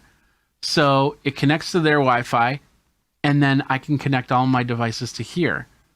And then it sees it as one signal sending out to their Wi-Fi. Or they're wired. It's got technically three ports in the back. And let's zoom in really quick. And out of the three ports, one of them can be used as the input and the other two as the output. Or you can set this up to, I believe, to have all three of these used as the output, because you can also set this up as a repeater. So I could hook this up into my network as a repeater, take this over to the other side of the house, and then it's going to replicate my wireless so I have a better signal, which is really nice. There's many different uses for this. There's many different options, so it's very versatile, and it's super small, and it fits in my bag, and it's super lightweight, and just amazing. I had a previous model on this, and I used it until it burnt itself out. That's how much I use these things. It's amazing. And it's also USB connected for power. So I can connect it up to a battery. I can connect it up to my laptop, and it'll run. So I bring a multi-port, I think I set that over there, but anyway, I bring a multi-port USB plug with me when I go traveling, and then I'll just bring a whole bunch of cables. It's an amazing thing. It's a dual band AC router, wireless speeds of up to 300 megabits per second, 2.4G, and a 5G network. It does full 5G, and it can also work as a storage server. You can put in a micro SD card right there, and then share out files. So if you go to, this is perfect for the conference companies too, because there's so many times I go to the booth and they say, "Oh, we want to show you this demo, but the Wi-Fi is on the fritz." Well, they could pack all their information onto an SD card, plug it in, and then kind of replicate the idea from here to whatever station they need to. So that's pretty cool with that device right there. All right, that was the GL. Oh, I didn't have that on. Did I? Oh, I didn't have that on here either. Okay. Oh no, it's right there. GL line. Yeah, I did switch to that. Okay. Now let's talk about batteries, because of course a lot of the stuff you'll have to charge up batteries, and some of the stuff, like this one. But if they start to run out of juice, you'll want to have a good external battery. I have a few of these. I love this one because of the fact it's a rugged battery case. This one is the tough test. This is an older model, and I have the link to the newer model because the newer model has solar panels to it, and you can get it. And this is 8,000 milliamps. They also have a 16,000 milliamp version. Now, what does that mean? That means if I was just charging my phone, if I went to 100% to 0% on my phone, I could charge my phone at least 4 times. And I could do a lot more. When I'm out, what's really cool is when I do some live streaming out, I will plug the GL iNet slate into this, and it only uses maybe 1/4 of the battery in a 4-hour, 5-hour span. And then I have my Wi-Fi ready to go. I don't need to plug it in, so if I need to move it, I can. I can also plug in a camera, so it'll definitely run a camera for a couple hours, and especially if that's running out of juice. It could run the webcaster as well, and stream it out that way. So I have, once again, I have options. Now I have more than that one power bank, but this one, the one I really like, the 2 main features I like about it is it's super rough and tough, and it's got a carabiner to it. So I actually have been hooking it up to this tripod up here by just putting the carabiner over one of the what's the word? Can't think of the word. Screw heads. And it just holds like that. So even on my tripod, I can clip it on the tripod in many different ways, and it'll just hold there. And that way, if I'm running around, it's just kind of dangling like that, and allows me to do that. It's amazing. Like I said, I have a couple other ones. Some of with this one, it doesn't have the faster charging, the USB-C charging, but I do have a couple batteries that do USB-C charging, and there's lots of devices right there. And then of course now the solar. So you can have it out in the sun and charge it up. If we ever have a zombie apocalypse, this is the thing to have. That's for sure. I don't know. Anyway, got a few minutes here. Before we go, I got one cool little item. And I need to move some of this stuff to show you this really cool item. And if you like what you see here, hey, don't forget to follow me. You don't have to, but go ahead and give me a follow. I appreciate that very much, because then you can check out the other times that I'll be streaming live here as we go, and I'll have a lot of cool products. And on Saturday, I'm hoping to be able to have a product here, hopefully tomorrow, so I can do what I'm planning to do. It's a geek build on Saturday. I hope you really, really, really, really enjoy it. But anyway, this is the last piece. I do take this out from time to time, not all the time, because it's not an easy thing to set up sometimes. Well, it's easy to set up, but to use in some cases. And sometimes, like I said, with the time lapse and the AI of the DAG AI is awesome. Don't get me wrong, but sometimes you just want a camera that does a little bit of slider action. When you're doing one-on-one video, to have one camera panning back and forth, like you see in a lot of these interviews, like when David Letterman was doing the stuff on Netflix, you saw the cameras passing. And any higher professional video, you see the what's called a slider. What's the word? Camera slider. And that's what this is. Or micro dolly, whatever you want to call it. But this is the device right here. It's called the Grip Gear Movie Maker. Let's flip it over. There we go. Grip Gear Movie Maker camera slider and micro dolly. So, this is micro dolly. So this is a package right here on this one. But this is basically the top part is what you get with this. And this is, this top part right here. That's what you get. And I'll show you this in a second. Camera sliders are awesome to get those movable moments. Now, this will run on battery, but once again, you can plug it into one of these and also charge it. And in fact, Grip Gear said to me, you probably just should get one of these and use these over a battery. But the idea, I don't have a battery in here, I don't think. No, I don't. But anyway, the whole idea is this will go back and forth, slide back and forth, giving you more of a cool look to your video. Now, it's basically this is the track right here. We've got one piece of track. We got the second piece of track. Slide that in, tighten it up. Now, there's legs that come with this, so you can put it on a table, or you take the legs off and you got 3 points to put it on a tripod. So 2 points on the tripod right here. You can set it like this. You can set it like this. You can set it like this. And then it'll go vertically, horizontally, whichever direction you're going with your camera, which is right here. So we'll, which camera should we put on? I think, where'd the, there it is, the Insta360. And this is a perfect example. You can take the Insta360, plug it right here, like this. And then it'll just slide back and forth as it goes. You can adjust the speed, you can adjust the direction that it goes.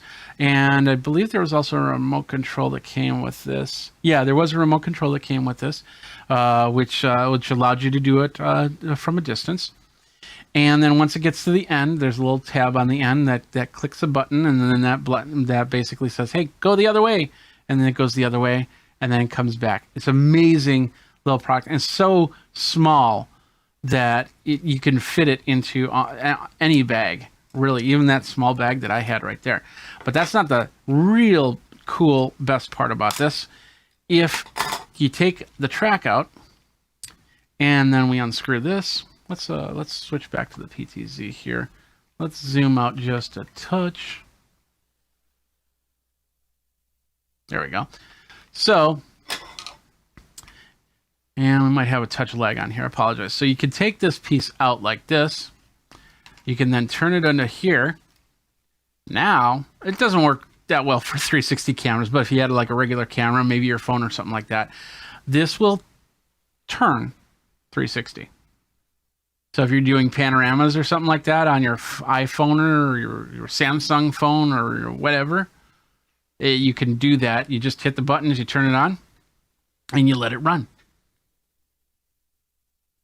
So it does more than just, it does more than just slide back and forth. It's super small. It's about $150, and it can add so much to your video. It's crazy. I can't tell you how many times I've used this to get B-roll, to get one-on-one interview footage, and give it a little bit of a flair. In fact, I'm trying to figure out the best way to put this into the studio. And once I get this camera up here really working, that's what's going to happen, is that'll sit in the studio going back and forth so I can use this as extra shots. Right now I just have my regular shot and my zoom shot, and then of course the many different extra shots that I have right there. Oh, I think it's working now. Let's see. Nope, it's not. Okay. So we got all of those, and that, I believe, is it. That's it. That's all the gear that I was going to talk about here.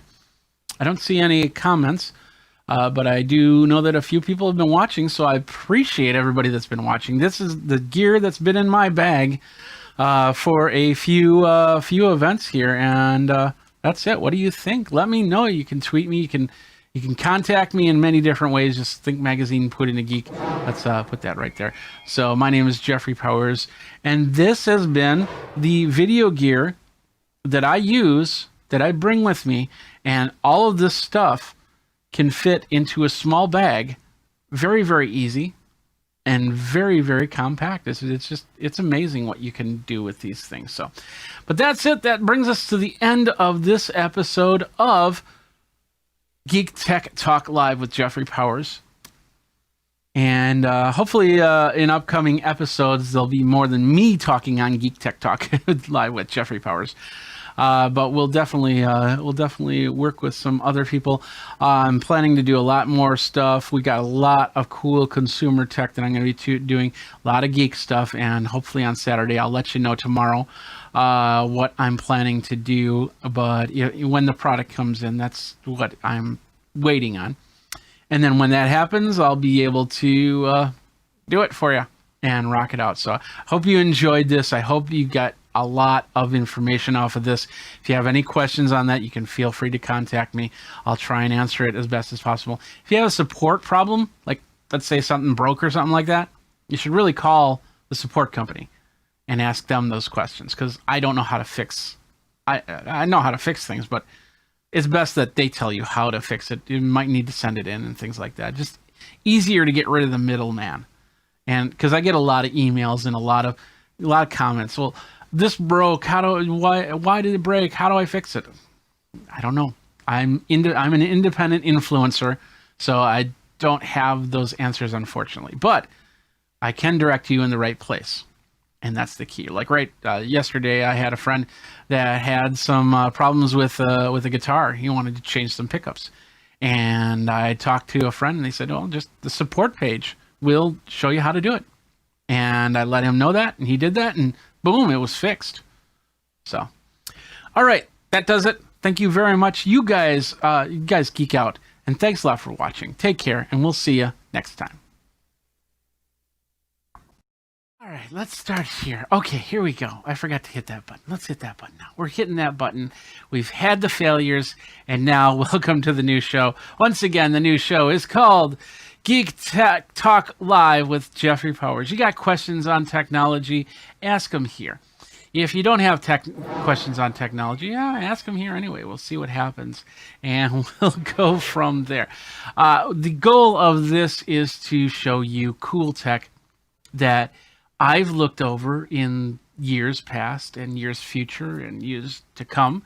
And I've, a little bit about me. I have been in this tech business for many, many years. I started Geekazine in 2007 as a podcast, a little bit of technology, a little bit of everything. And then started doing video after that. Went to my first consumer electronics show, and that's when I realized how I can make this into a full-time business. Because I had a 9-to-5 job, just like a lot of you out there, and I was working at that 9-to-5 job, and then that day came that 9-to-5 job didn't want me to work there anymore. So that's fine. So I started doing this as a full-time thing. So I go out to conferences like CES, like the NAB's coming up, National Association of Broadcasters, and lots of tech conferences, and I learn a lot. I cover in the consumer tech, music tech, and enterprise technology, and some auto tech as well. Not as much as it used to be, but I'm hoping to change all that and get some more car reviews, auto reviews, other than what I see at CES. So, like I said, I go out to conferences, but nowadays the conferences aren't happening. I mean, technically, I was supposed to be in California this week. That got canceled for an enterprise tech event.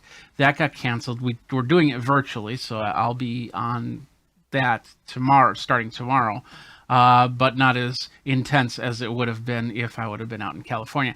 And then, of course, at the end of the week, I was going to go to South by Southwest, and you know what happened with South by Southwest. It got canceled. And what can you do? So we got a couple weeks, and so I decided to get onto here and just kind of rock you guys out and let you guys check out the tech, all the cool stuff.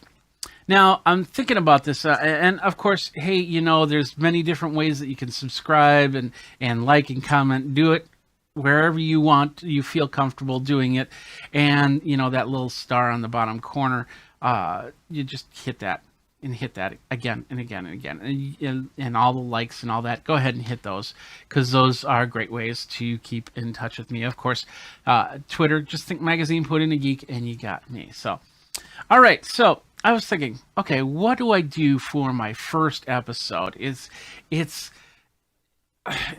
was just always the one thing, because I wanted this to be more than just a show of me reviewing tech. I'm going to turn this into something a little bit more than that. Hopefully we'll have segments. Hopefully we'll have a lot more. Like, for instance, this thing right here, you're not seeing it, but, actually right here, this is the Amazon Fire HD10. Over the week I purchased it. I did an unboxing over on Geekazine.com, and I reviewed, did a little review on this thing, and I'm using this. One of the segments we're going to do is Amazon Fire apps that you can download. We don't have any right now because I still set it up. I have my Amazon Fire Tablet 7 over here, which controls some of my sound, and then of course this will take care of all the apps and stuff like that. So I figured, as a good start, I thought I would show you a little bit about my studio, how I put out content. Now, keep in mind, when I put out content in many different ways, I use different computers, I use different cameras, I use different capture cards, I use lots of cool things. Like right here, we have a camera right here. This is a nice Sony camera that I use every now and then. I've got the Elgato Cam Link, which I use every now and then. We've got a new camera from Mevo that's coming out in April, and we're going to talk about this in the future. But it's basically their second generation to their Mevo Plus. This is called the Mevo. I'm drawing a blank. Mevo Start. Drew a blank again. So anyway, the whole idea is that, you know, I capture video, whether it be just recording it, post-producing it, and putting it up, which you would then see on Geekazine, or it'll be something that goes live, like right here, right now.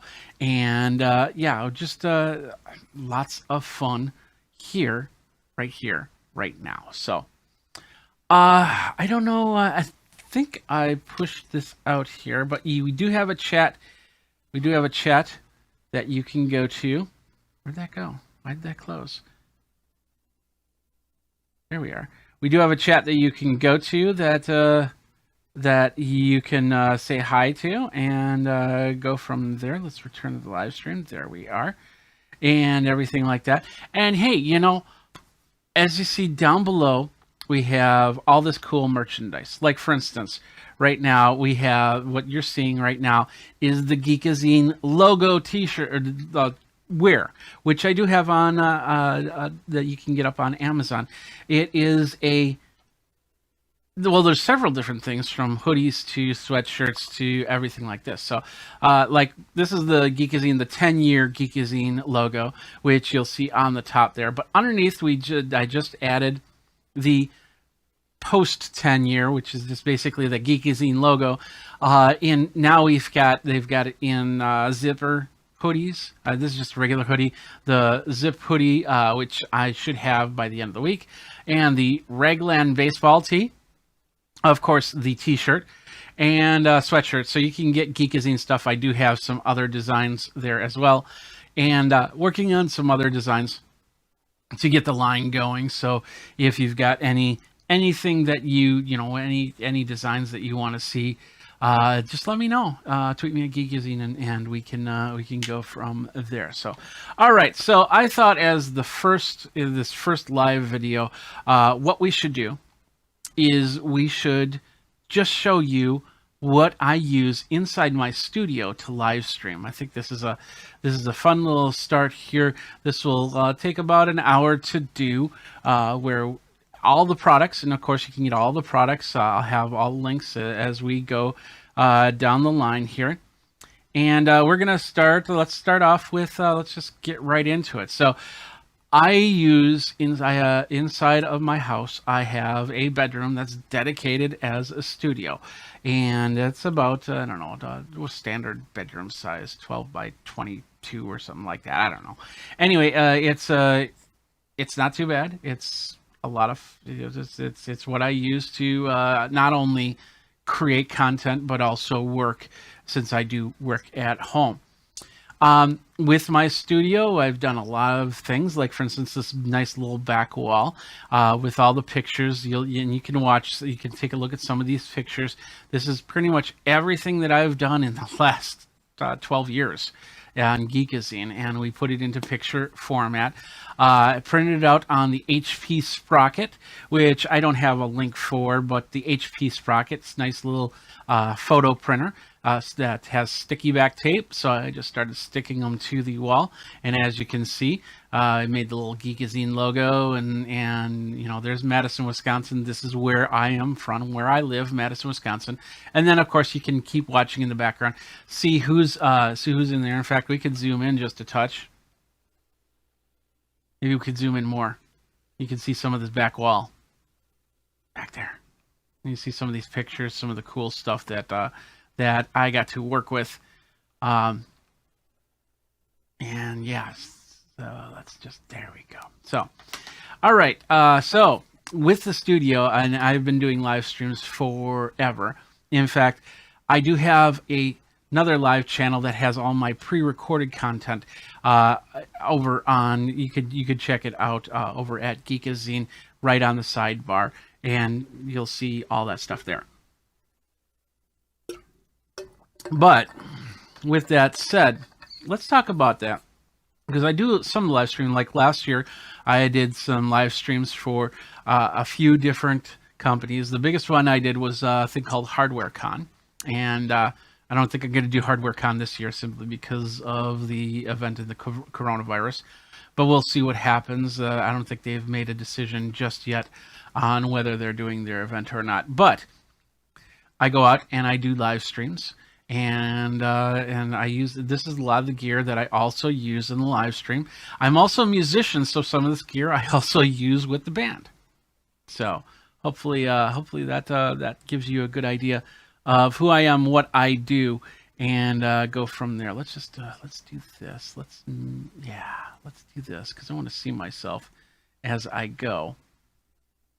And yeah, there we go. So anyway, we're going to start with the QSC Touch Mix 16. What is this? This is a 16-channel mixer. I think we're on that right now. There we are. It's right behind me here. 16-channel mixer. This is what I use not only for podcasting, not only for live streams, but it also is for my band and for any of the music that I do. So it's got 16 channels, 16 inputs, actually more than 60. It's got 20 inputs. It's got 8 auxiliary XLRs and then 4 more channels for output, and then a headphone and a monitor. It's got 16 levels gain. It's all digital. So I can take a tablet, I can take my phone, and I can call up the app, and then I can control the app right from there. It's a really nice device. I can give my bandmates their own feed, so that when they want to mix their monitors their way, they can do so, and everybody's happy. Everybody, they just really enjoy the fact that it's so controllable and we can control our sound on stage. Same thing here with all the microphones that I use. I try to run through the mixer to give it the best opportunity for sound possible, and that's the key. And so I can use things like this headset microphone. Now I'd love to tell you about this headset and microphone, but the company that I bought it from went out of business, so no links for you, unfortunately. But there are very similar headset microphones out there that you can get. I suppose we could find some and do a future episode on these types of headset microphones. And then of course you have some high-end brand names like DPA comes to mind, Countryman comes to mind. You can definitely get those types of microphones. This was a brand that, a company that was in the UK, and really great company. I've had microphones like this for several years. I'm not a big fan to having, a microphone in my face like this, because, I don't want to, I'm not hiding. I'm not hiding here. So, I wanted to have a microphone that shows everything off. Now, I could have put an overhead microphone and a lapel microphone. This one's the best because I can just simply take it off and put it over here. And then I'm done. And then put it on. I do have other microphones that I do set up when I don't want to wear the headset microphone, that, like a little podium microphone. And in fact, over on Geekazine, like I showed you here, let's go back here, there we go. The second one here is podium mics for conference calls. In fact, I am going to be doing a series on things to do to prepare yourself for the live conference, the virtual aspect of 2020. If you have to be in a meeting online, this is the best way to do it. And square up your camera so it's eye level. You don't have to have it as far back as mine, but have a nice presenting look. Have a light that comes from behind the camera to you so it lights you up. Don't have windows behind you because that could create bright spots and it looks ugly. Have microphones like podium microphones or headset microphone to make sure that the sound is at its best. things like that. And I'll be doing more videos on that as we go. But the first one, like I said, the QSC Touch Mix is great in so many ways. When I bring guests in, here's a way. When I used to do it, and I do it now every now and then, I'll actually bring it through the speakers into the mixer. And it has a way to cancel it out. So when the person on the Skype or on a Hangout or on whatever I'm using for video capture, it doesn't echo back to them. And that's one of the biggest problems, is it might echo back, and they don't want that. You don't want that to happen. So we can fix that there, and that's what I like about this. And I can also send them their own feed, so they can hear me, but they can't hear themselves. And really, really, really nice. So other features on this, it has effects in here that when I used to be in bands, even 8 years ago, bands would have a mixing board, and then they have a rack of all these cool electronics underneath, and they were compressors and equalizers and gates and duckers, and I said duck, D-U-C-K, duckers, which is basically, if you have music and I start talking, it brings the music down. That's what a ducker does. It had, all these effects, phasers, unphasers, rephasers, whatever. Set your phasers to stun, set your swords, your laser beams, your whatever, and just a whole rack of that. Now, this little thing right here, the size of a laptop, I take to my events, and I set next to by my side. My other musicians friends, they use tablets, phones to control their sound. I can control it from here. And it's just got a super small footprint.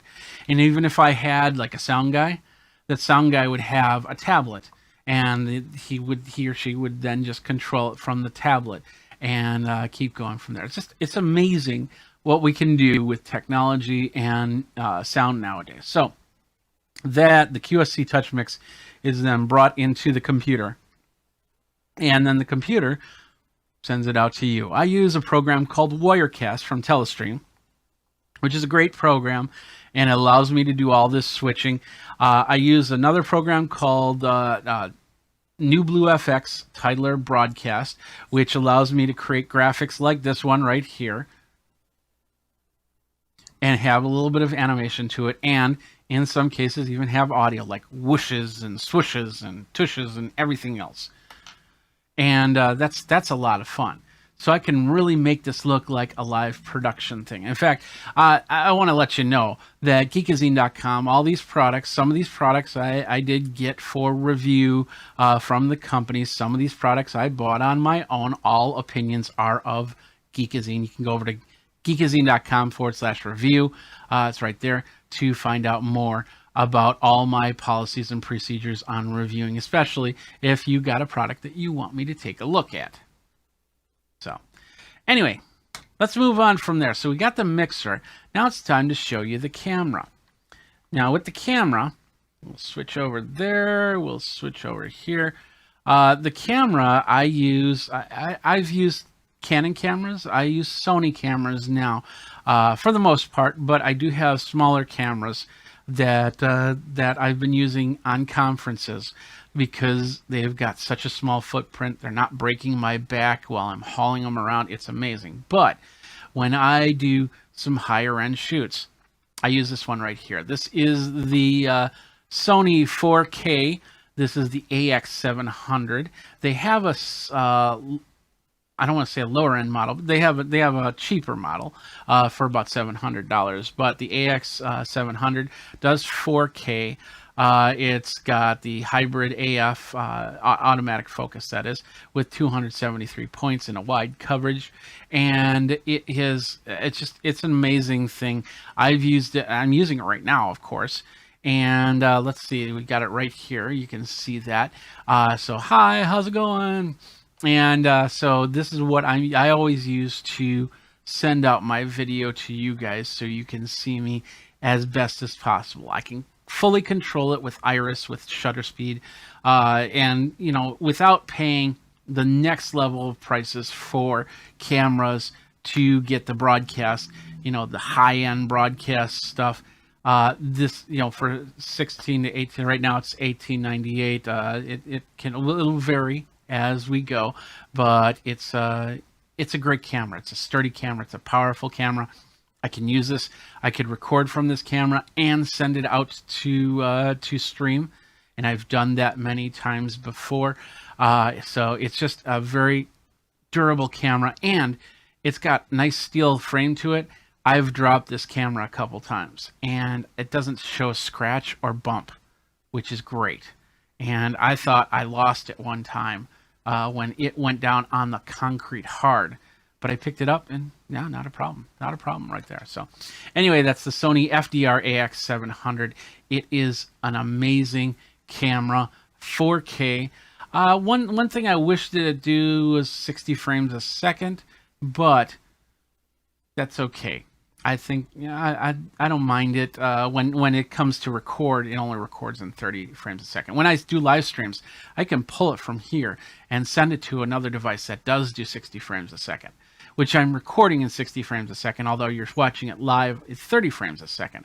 Now you're going, what's the difference between 30 frames and 60 frames? Well, it's a little bit crisper on a 60 frame a second video. It is a little bit, it looks a little brighter, I think. I like it that way. In fact, if you watch this post-recording on the channels, you will see at 60 frames a second. You'll go, yeah, okay, I see. Yeah, and you'll be able to switch it back and forth between 30 and 60. And of course, on the podcast, this definitely goes out to my podcast channel. We'll definitely shorten it down a little bit, but that'll be at 30 frames a second, 720p, 30 frames a second, which right now live, that's what you're seeing. So anyway, that is that. I forgot to switch over to there because the phone turned off. Let's switch it over. There we go. It's the Sony FDR AX700. It's an amazing camera, and you should definitely take a look at that. Next up, in the studio, the one thing that I really needed was a monitor to see what was going on, because I've done this before where I've had situations where I had teleprompters in front of the camera. I've had situations where I've looked to the side to see what's going on and then switch back and forth, and that kind of disconnects from people. So I ended up getting a nice TV monitor, because when I'm not using it for streaming or anything like that, I can actually watch TV shows. I can watch YouTube videos at full screen and things like that. So what I chose for that was the TCL Roku. That's not that one. The TCL Roku TV, which is this one right here, 50-inch 4K.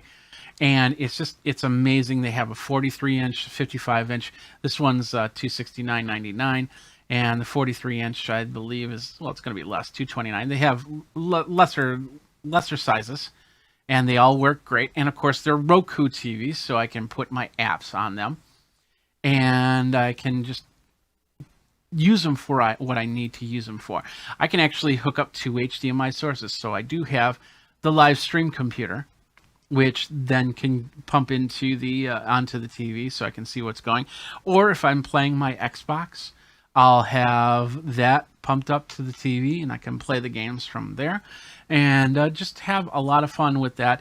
It's an amazing TV. In fact, let's take a look at it right now. That's it right there. You see the camera right there. There's the camera.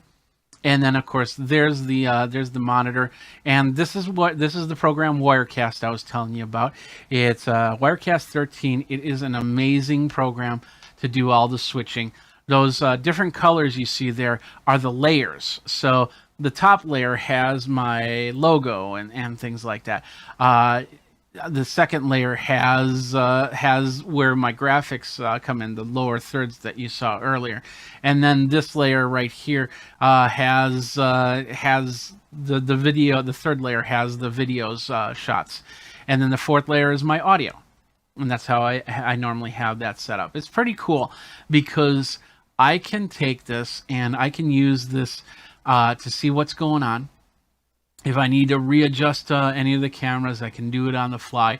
If so, I'm looking at you, and I have an eye close to the scenes that I need.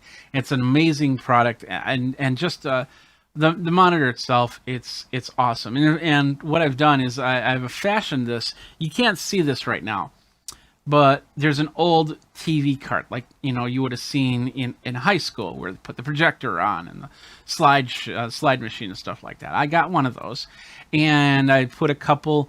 They're back rails that you would put on the wall to put like a shelving system on, and then I put the TV right on that.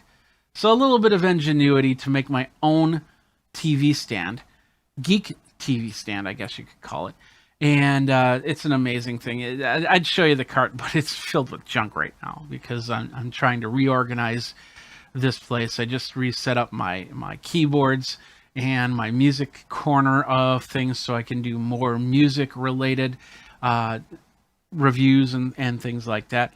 And so that's what that is right there. So anyway, that is the TCL TV. Let's move on to the next thing, and that is the lights. We've got a few different lights up here, and hopefully this will go over well. If it doesn't, I might turn them off. We'll see what happens. So I'm going to hit this button right here. That is one of the lights. Oh, it's so bright. It's so bright. What is this light that you'll see in the air? Well, these are the side lights, and this is the newer dimmable bicolor LED with U bracket, and I can also get barn doors if I wanted to, which is great about this light. And you can put a diffuser on there, which I believe is on there. Yeah, they're on there. I got one on my left and one on my right, and they point towards me for the light. And it's an amazing light. I bought this. I bought it a year and a half ago because we were doing some on the road stuff, and I needed to start lighting the area. And we went past that for the next piece, which I'll show you in a minute. But these lights, they're great, and I'll still use them. And the right situation, I will definitely take them with me to light a subject or a panel or an interview or anything like that. So these are lights by Neewer, Neewer. Of course, you can check that link down there. We'll have all the links in the show notes if you're seeing this after the live event as well. In the middle, it just takes some time being in the middle, right? There's another light, and it's not flipping. Why is it not flipping? Oh, that's why. Let's do that. There we go. The big light. That's the big light, and that is this is actually a fabric LED light. So the coolest thing, the reason why I bought this one, is the fact that it rolls up. It's very small, very lightweight, and that's the last time you'll see those lights. So don't worry. that's it. So this is the Fossetan. It is and this is the light. And the stand doesn't come with it. I don't, unless I link to them with the stand. But anyway, really awesome fabric LED light. It folds up into that small case. I mean, the case is the size of a trumpet, the size of this tablet right here. And it's lightweight. And the heaviest thing is the aluminum, or aluminium, as some people would say, brace around the light. It has a diffuser, and it's all Velcroed. So I pull it out, I put the frame together, I put the lights on the back, Velcro, I put the diffuser on the front, Velcro, and plug it in, and it's good to go. No battery. Neither the Neewers do have battery connection, so if I don't have electricity, I can put a power source to it. But the fabric LED does not have a battery to it. I'd have to figure out something if I was in that situation where I would need to put in power. So anyway, that's the first part of things. I was taking a second to kind of wet my whistle here. There's water. Don't worry. Got to have water. Got to stay hydrated. That's the important thing right there. Let's move on from there. So that was the Faucet 10. I didn't switch over to the Faucet 10. I'm still getting used to this new system right here. But that's the Faucet 10 FL lights and fabric lights. It's an amazing device. You should check it out if you're looking to light your room. And it's only $169.99 at this point in time. It can vary, it can change as things go. But I think, yeah, because I remember getting it at $149. You know, and of course I probably bought it at some sale or something like that, a Black Friday sale or something like that. But it's an amazing thing. Another amazing thing is this camera that you're seeing all the stuff. I can't show you the camera because I don't have a I do have a camera to point to that camera, but it's not plugged in. Anyway, this is the camera right here. It's what's called a PTZ camera, point tilt zoom camera. And it is from PTZ Optics. It's amazing because this has the ability to send out video via SDI, which kind of looks like, you know, an old, you know, just a TV connection type thing. If we won't get into the BNC cable type stuff, but it has SDI, it has HDMI, which is the standard, you know, plugged into your TV, HDMI type stuff. And then it has over the network through a protocol called NDI. NDI is a protocol that a company called NewTek put out, and NDI, it's an amazing protocol. It works over the network. So the video goes from the network back and forth. In fact, what I'm going to do is I'm going to go to the next shot here. Actually, I'll go to this shot right here. That's not the shot I wanted. So let's go back to that shot. Let's go back to this one. Okay. So the cool thing about that is, in fact, I'll just, let's see, we'll go like that. So now this PTZ Optics is showing this one, but if I want to show you the QSC, I just hit a button and there it's pre-programmed. It'll move on its own. I've used this for so many things. It's just a lifesaver because I can preset scenes, and I can zoom in, I can zoom out, I can reposition if I need to. So if I need to come back here, boom, I'm coming back here. If I need to go over here to the camera, I can go over to the camera. It does the autofocus. It has the ability to do iris, and has ability to do frame rate and shutter speed, excuse me. So it's very controllable. Plus, it can then also even stream out on its own.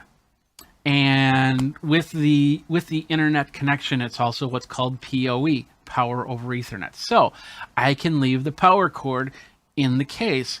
I can use a network cable that'll go from the camera all the way to the router. It has to be a PoE router, of course, and then I can send it off without having an extra plug to deal with. And it's amazing what I can do with all this, and I can switch it all out and go from there. We're going to switch this back over to here because we're going to be coming here next, but we'll get there. We'll get there.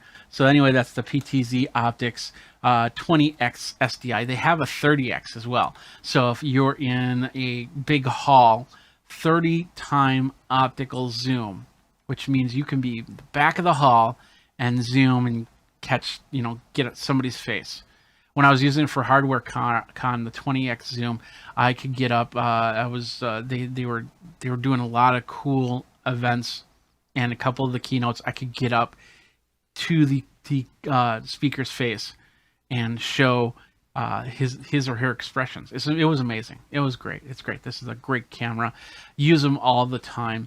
And if you can get yourself one for live streaming, do it. Just do it.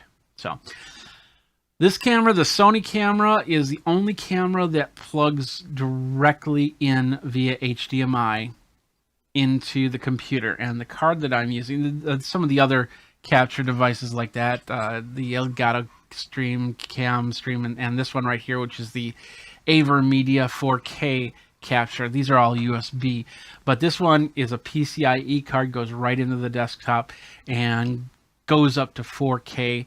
SDI and HDMI, and that is the Blackmagic Design right there. There we go. The Blackmagic Design Decklink Mini Recorder 4K PCIe capture card. Now, I have a few different capture cards. I have the Magewell HDMI 4 HDMI card, which is great. It only goes up to 1080p. This goes to 4K. So when I want to record at 4K, I can do so.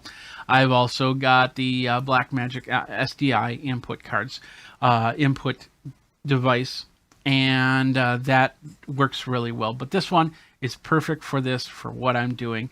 I can bring in one video source. The other video sources I can bring in via the USB or through NDI as well. In fact, the graphics that you saw, the lower third, is actually coming from another computer, and that's running NDI into this computer, and it's seamless. You don't notice it, do you?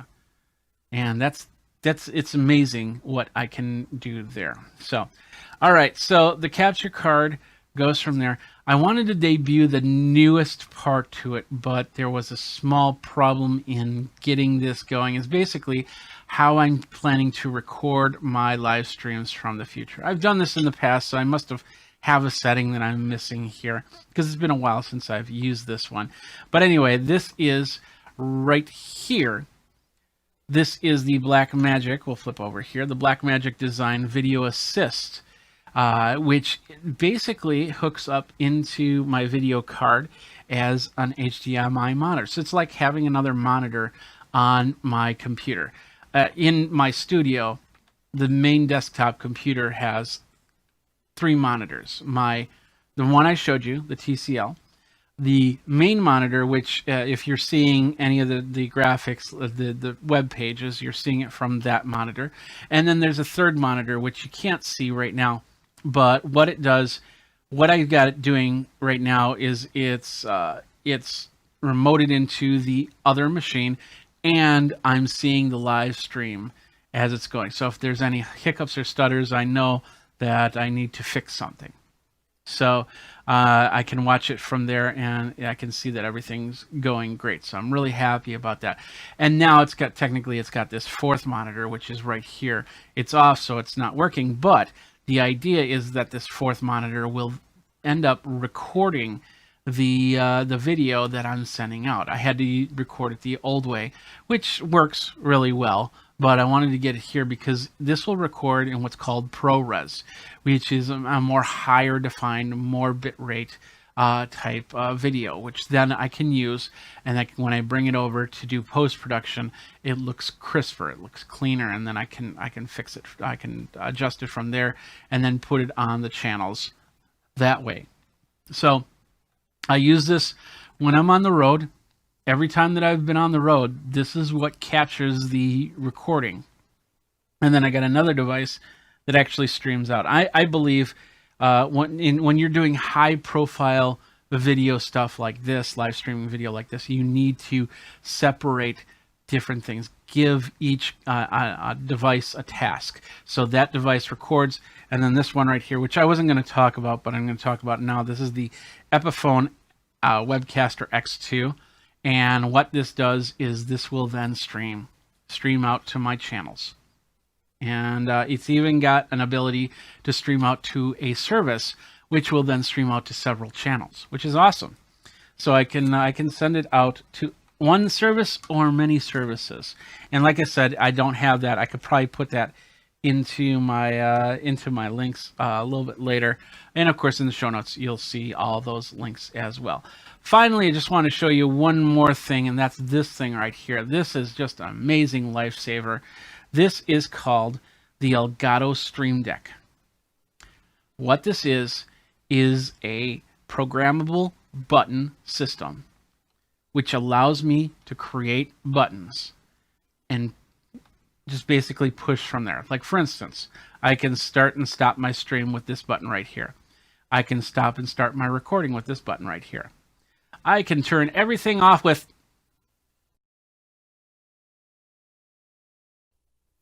You get the idea, right? Okay. So, all these buttons, whenever I'm switching, I'm using these buttons to switch. These buttons right here are switching on the other computer.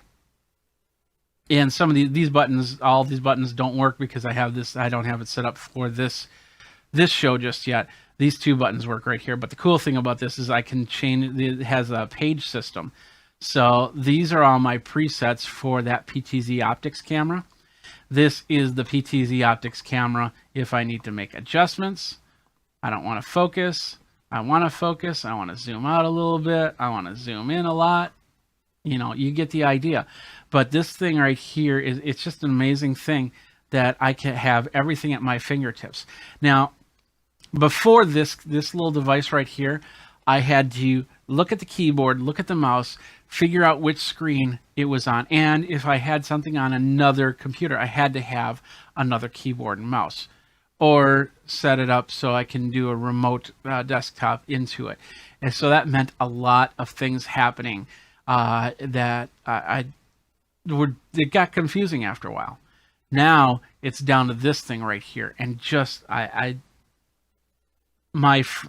just so love the fact that Elgato came up with this thing, and they came up with this thing not as much for live streaming the way that I do it, but you know, for those of you that did the Twitch live streams, that do the the live gaming live streams, that do the that do basic stuff. These are what are called hotkey buttons. So you can program it. So I can program it in my video editor so it'll cut and paste without a problem. I can program it in an audio editor so it can start and stop and create markers.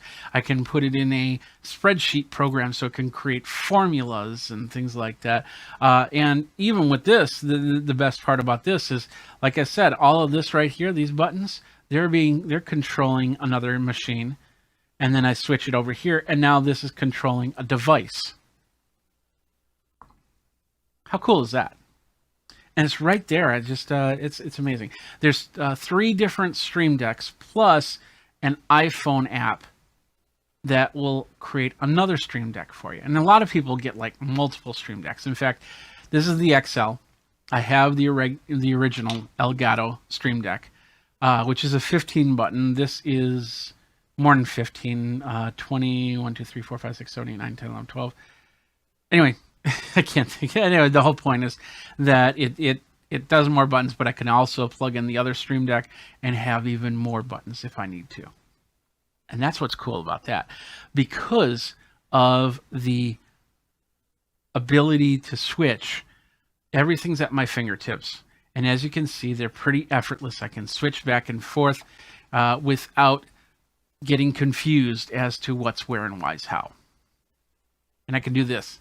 Really cool. I could do a lot more effects. I got some buttons free that I could do some other stuff. But if I had another camera set up over here, I could set that up over there, switch between cameras. I can even take the buttons and they do what's called a toggle. So, and I did have the zoom on a toggle at one point in time, but I needed to have, there's a reason why I separated it. But I could have a toggle which would go from this camera over to a camera over here, back over to this camera. So lots of different things. I could even have a button that tweets out, "Hey, I'm live." I could have a button that checks my tweets or how many likes I got, or things like that. So anyway, that's the Elgato Stream Deck, an amazing little device. I am happy with it, and I highly recommend that anybody get this if you're live streaming. You might not need the XL, but there's the small one, which is 6 buttons, and then the 15 button, and the 6 button is like under $100. I think the 15 button's under $100. No, the 15 button is $136. It says so right there. And then this one is more on the lines of $220. But lifesaver. All right. I think that's pretty much it. Like I said, I showed you. Let's see. There is one thing. I'll do this. The other thing that I'm working on is the tablets. And like I said, I have the Fire tablet right here, which I can turn on really quick and bring it up. And then, like I said, with my QSC Touch Mix, this perfect example, I'll bring that up right here. And then it's looking for the Touch Mix viewers. It finds it, boom, and there I go. I have the ability now to adjust any of the sound that I need to on this tablet right here. But with this tablet, I'm going to be doing a lot more than that. I'm going to be reviewing products, games, apps that you can get on the Amazon Fire system, and even books, possibly you know, what's in Audible, what's in wherever. And we'll definitely be bringing that into the show. But definitely, don't really have too many people here talking, but I know some people have been liking the video, so definitely give it the like and go from there. One more thing, a lot of people ask me about, and that's this thing right here. This pretty sweet little device here. Let's switch over to that. It is a company I met at CES called Devoom. And they had this, the Devoom Pixo digital frame. They have a lot of other digital frames. This looks like 8-bit type frame, which was what I really liked. But you can get them to look really crisp and clear. And you can create your own stuff. As you can see, I created the Geekazine logo. But with Devoom, there is an app. Let's just unplug this really quick. There's an app. Let's call it up. Devoom. There we go. All right. So we'll go back over here. So there's the app right there. There's my Geekazine logo. And let's see if, yeah, you can see that in the corner. So I can go into the Galleria. There's a lot of creations. Like, for instance, this little skull guy right here. Look in the back. It just switched over. Look at that. How cool is that? Ha, ha, ha, ha, ha, ha, ha. Anyway, with this, I can switch it through a lot of different things. Of course, I created the Geekazine logo, and that is what you see right behind me on the screen there. And like I said, a lot of people ask about that device, and that is the Devoom right there. I forgot to switch over. Let's just switch over to that so you can get to it. Boom, there we are. There it is. So that is the Devoom, and you can create, like I said, you can create designs fairly easily. It's if you've ever used Paint and did pixel by pixel drawing something, that's the same thing here. And it's pretty cool. It's pretty cool. So, all right, then that's the studio, technically in a nutshell. You want to see the studio a little bit in its dirtiness. I'll just zoom out a little bit, just a little bit.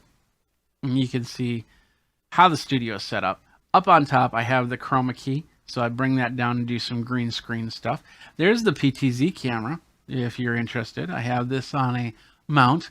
And then, of course, I do have a small light which comes down here to shine on the table, to shine on the back of my head, to give me a little bit more depth. And you can't see it, but Animal is over there by the door because I'm a drummer. And my username online used to be Animalian, which I designed. Animalian meaning animal-like. And yeah, so yeah, that was that. So it all comes together. In the corner over here, you can't see it. We got some time, so let's just let's show you what's over there without showing you the mess too much, because like I said, trying to get this redesigned. There's some stuff that I'm going to be reviewing in the future. That is the music corner. Has some keyboards set up. That keyboard that's vertical is a keyboard called The One, and I'm going to be doing a review on that. And of course, I got my guitars over there, and we got the Yeti microphone overhead, and an older MacBook Pro, but it works perfect. We've got the iRig mini keys and the KeyStation 88 from M Audio. That's an amazing keyboard. I love that keyboard. It's got a great price to it. I think it's somewhere under $300. And amazing keyboard right there. But anyway, so we're going to be doing a lot of reviews live. And then we'll probably take those recordings and chop them up and then put them up on Geekazine.com and other channels. We'll definitely be taking any of your questions. I know that some of you probably have not been here before, so you're not really sure, but I'll definitely try and let you know when I'm online live and doing more. We're going to do a lot more because I love this format. I love the fact that I can come up here and give you an hour show and then have the links ready for you to purchase whatever you need to purchase. And that's super cool. Super cool. So, and of course, you know, I can also promote my wares because I have products. I have t-shirts and sweatshirts. Right now, it's all Geekazine logoed. So if you want to support the channel, definitely go get yourself the Raglan baseball tee. I'll have that towards the end of the week. I'll be wearing it on future episodes. I can't wait for that. And of course, as we're getting into springtime, I'll have more t-shirts and less sweatshirts on. And yeah, it'll be a lot of fun. We'll have a lot of fun with this channel. So if you have any questions, if you have any comments, if you have anything that you want to talk about, you know, you can always contact me. There we are. It's doing that again. Let's try that again. There we go. One more time. Oh, I know what's happening. Okay, that's why it's happening, because I don't have it set up for this new show. It's still thinking my alt show, and I have set up for that. Nothing that you can be concerned about. But the whole point is that you can find me over on the socials at Geekazine, Think Magazine. Put in a geek, and you got me. It's amazing, and I'm hoping to find out what you want me to review, because this is our show, and I'm hoping we will have a little bit more. I'll definitely take some of the stuff that I've interviewed and bring it into the show. So when I go out to conferences, it'll be in the show rather than have its own episode. Because sometimes some things just need a little help to show off, and sometimes, you know, it's great to have a little bit of B-roll as I'm creating content. And then I'm going to show you some of my favorite picks. I'm going to show you some of the cool stuff from the Fire 10 tablet, and maybe some other devices as well, apps that we use, programs that we use, and of course, I believe Wirecast. You can let's see if I think Wirecast is also on Amazon. Let's do that. The software is up there. Let's go right there. So, Telestream Wirecast 1, which is a great small. It doesn't have all the features that I have on my version, which is Wirecast Pro, but it has some great 1 to 2 camera features. There's 3 versions of Wirecast, and then of course the Wirecast Gear, which is a box which has all the software loaded in. So you just basically set the box down, turn it on, plug in your cameras, and go from there. So, and then of course you got some other things. My friend Steve Garfield has his Get Seen Online Video Secrets to Building Your Business. A great book right there. The Wirecast for Streaming Live Events on YouTube by Alex Reyes. I haven't seen that one. That's on Kindle. That's an easy read right there for $9.99.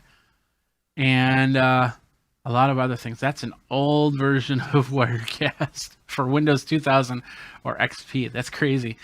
And then of course a lot of cool things. You got the Elgato Stream Deck, Wirecast X Keys. X Keys is another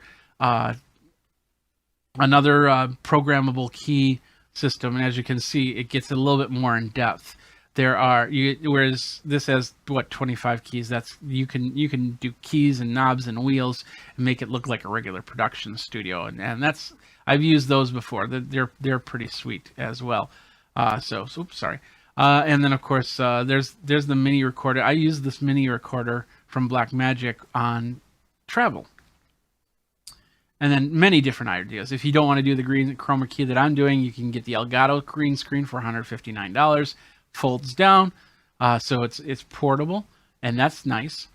So as you can see, there's a lot of different products that you can get for your live stream, because live streaming today, it's 2020, and I didn't need to tell you that, but it's 2020, and we have so many cool options for live streaming. It's crazy. It's just crazy. I remember setting up my first computer to do live streaming, and that was back in 2008. And I was using a system called Ustream, which IBM bought out, and it was super low quality. I was chopping around like this and everything, but I was live streaming, and I was using a webcam, like a Logitech webcam, and of course a similar audio system, because as a musician I had mixing boards and I can plug it into the computer, and so I still use that. But since then, cameras have become so accessible. And even the small cameras, where did I do with that? I have like the DJI Osmo Pocket, which is an amazing camera. Where is? I thought it was right here. Oh well. Anyway, the DJI Osmo Pocket, little lights like this, the Lytra right here, which I use when I'm on the road. Things like this from Ceramonic, which is an audio mixer right here. See how small this is? It's amazing. And then just all the other things. The Rode microphone. This is one of these things a lot of you that do video shoots might be very familiar with. So these are all devices that you can use to create your content, whether it be live stream, whether you're just recording a one-on-one interview or recording your kid playing in the backyard, and you want to get awesome video, awesome color, awesome sound, and have memories for the future. So, all right. I was hoping we'd get a couple people in the chat to ask some questions, but I know a few people have been watching, so I appreciate you guys for coming to this. This is the first inaugural Geek Tech Talk Live with Jeffrey Powers. If you got any questions, feel free to ask them to me. Let me know. You can find me over on Geekazine, Think Magazine, Put in a Geek, on all the socials that you can think of. And we'll definitely we'll try and talk, and we'll say hi. And I will be back here. We'll have a little bit more. We'll have more structured. We'll have more products. I'm going to be doing some reviews, like I said, with the tablet, not only, but also some music reviews, some tech reviews, live streaming, podcasting. The camera that I showed you earlier, we'll have a review on that, and much more. So. I think we're down here. I think we're at we're at the hour mark. Let's see. Is there a way to find out? Where is it? There we go. Yeah, I think we're at the hour mark. So we're gonna leave it at that. And where are we? No, I don't want to edit that image. Return. There we go. So thanks a lot for watching. And if you've watched unrecorded, we'll try and get a regular time frame, so you can come here on a weekly basis and watch me babble on for about an hour and a half. I'm still working on the formats there. So anyway, thanks a lot for watching. You guys geek out. This has been Tech Talk Live, Geek Tech Talk Live with Jeffrey Powers, and take care.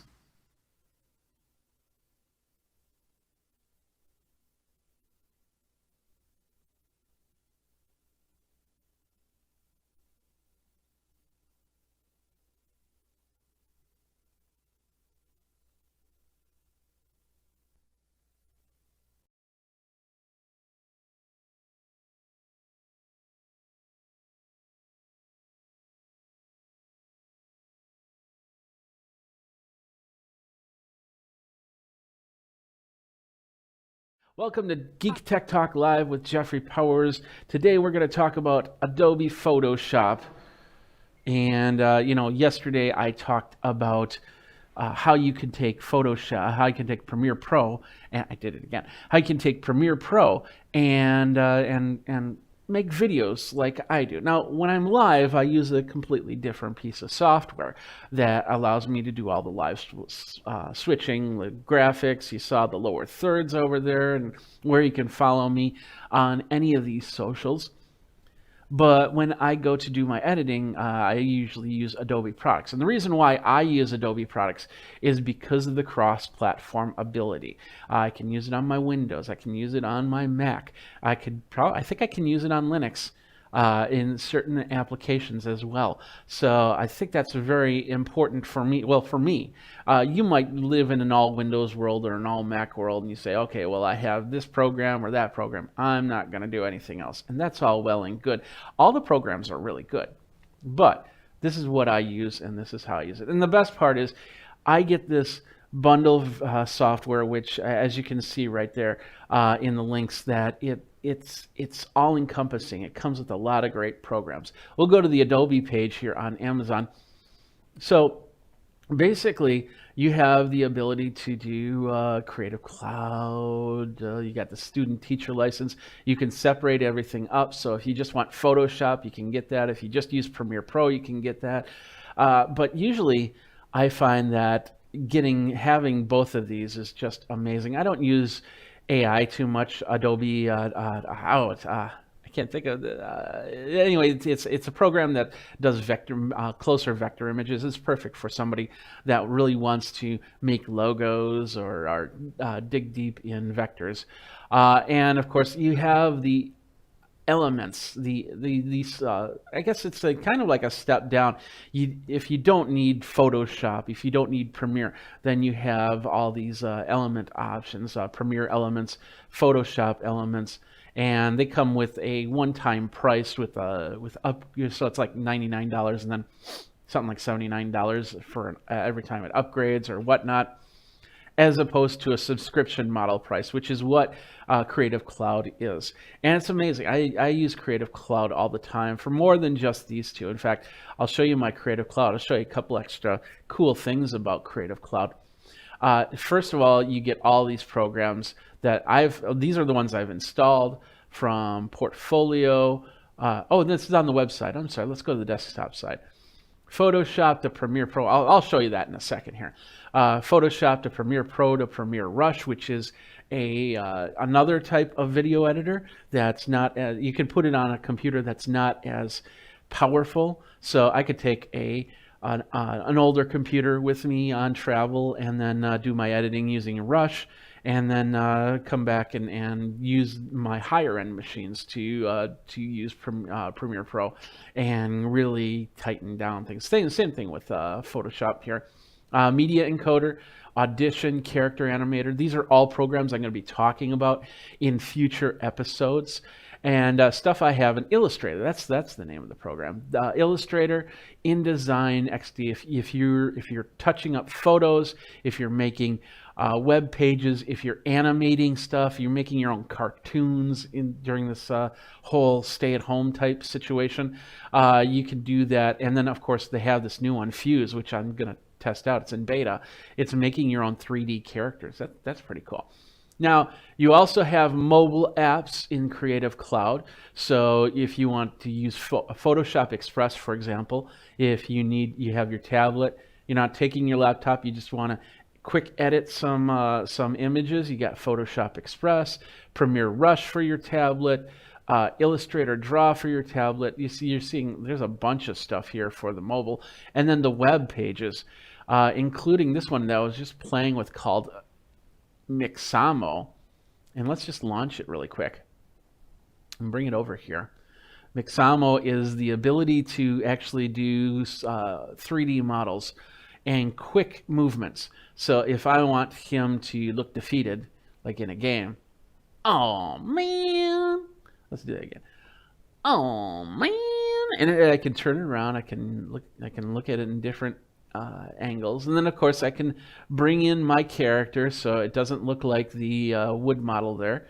But I can stand up, get up, stand up. Here I am, I'm laying down, I'm gonna stand up. Oh yeah, here I go. Oh, I wish I could stand up that easy, but I can't. So anyway, so these are the programs that are in your neighborhood. Yes, in your neighborhood. Oh yeah, in your neighborhood that you can get on your Adobe Creative Cloud. Adobe Creative Cloud comes in different options here. You have the auto-renewing subscription. You have the student-teacher auto-renewing subscription. So if you have a valid student license, or your teacher, you just basically show your proof, and then you get that pricing. So it's almost, what is it, more than half.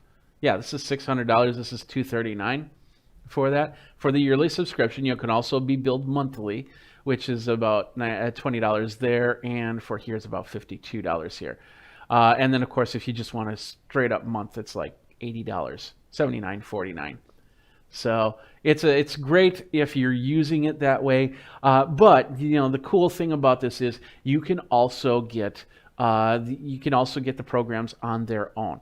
So for instance, we have the yearly subscription billed monthly, which is $20.99, or the yearly subscription, which is $239.88. So about the same price as a student teacher edition. Only you get only just that program. That's it. And then of course the monthly subscription is $31.49. And you can get that all here. There's the student teacher edition. Like I said, we're now on the Photoshop here.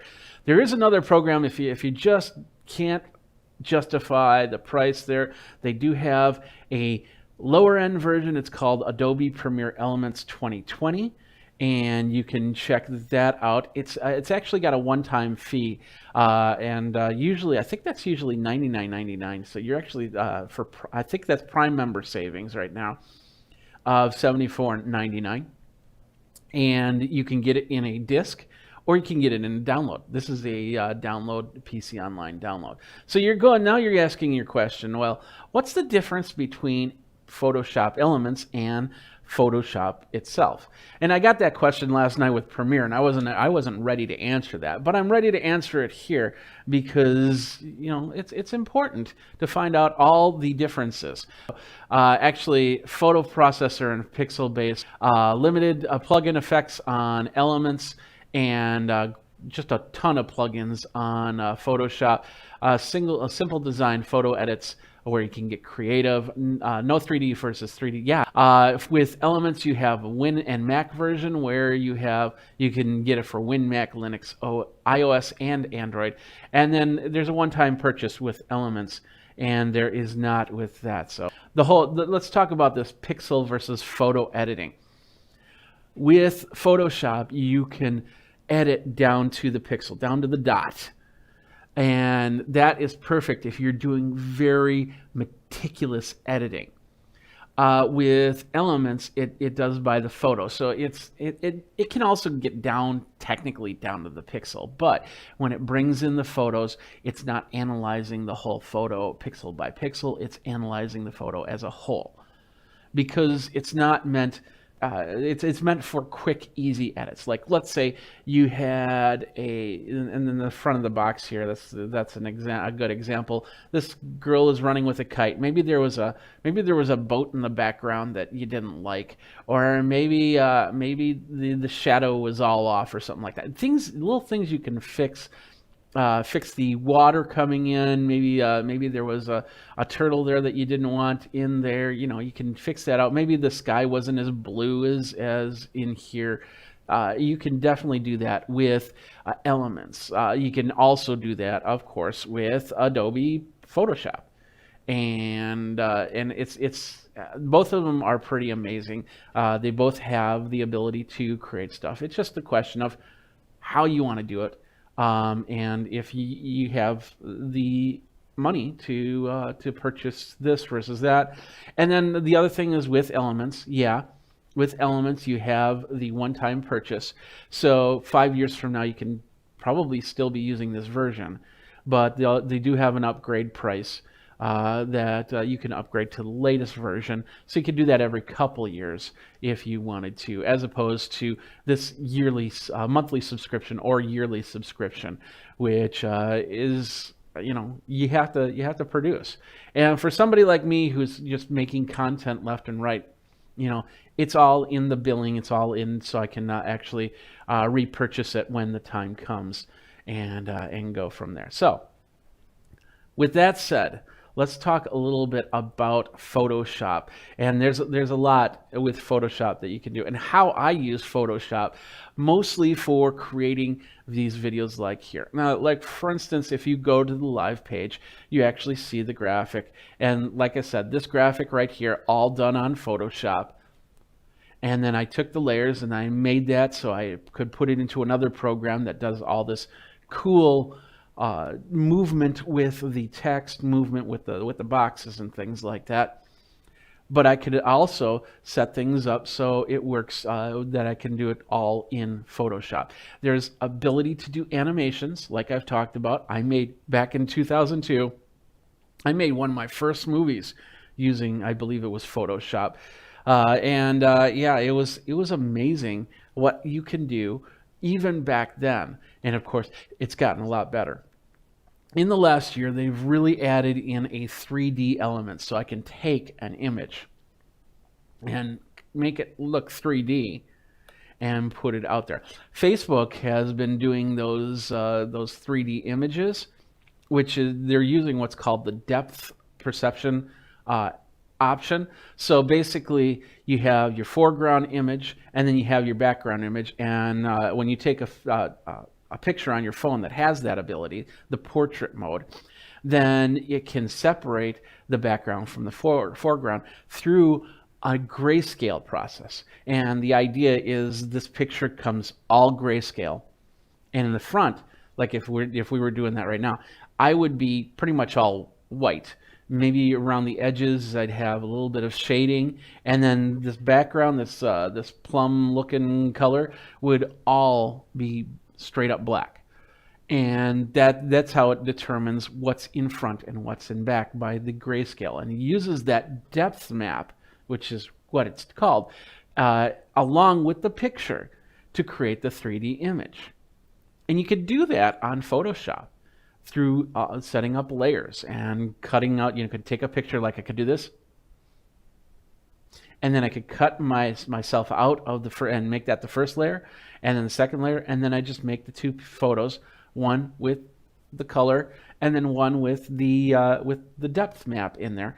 Put it into Facebook and go. I've done that already. And not only with these images, but also with pictures that were around before the option was available. So, but none of the, neither here nor there. I want to show you how I set up my setup for this, and I've got basically my template set up here that allows me to bring in stuff, bring in pictures and layers and things like that. Let's give you a basic rundown of what this is.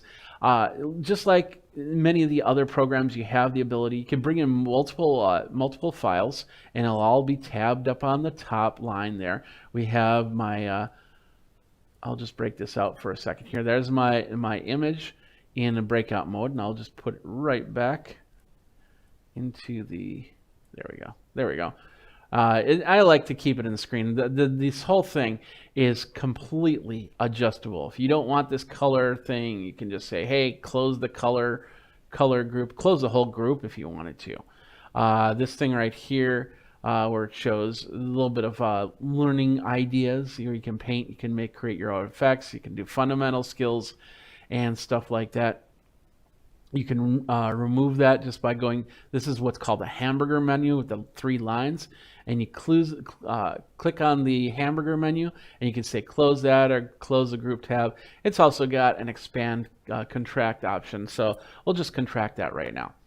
What I normally use is the layers area, which is down here. I use, of course, this area, and then I use all of these icons, which I can control and I can change. So I'm going to hit these 3 dots down here, and I can edit the toolbar and bring up, it looks like they just changed that a little bit more.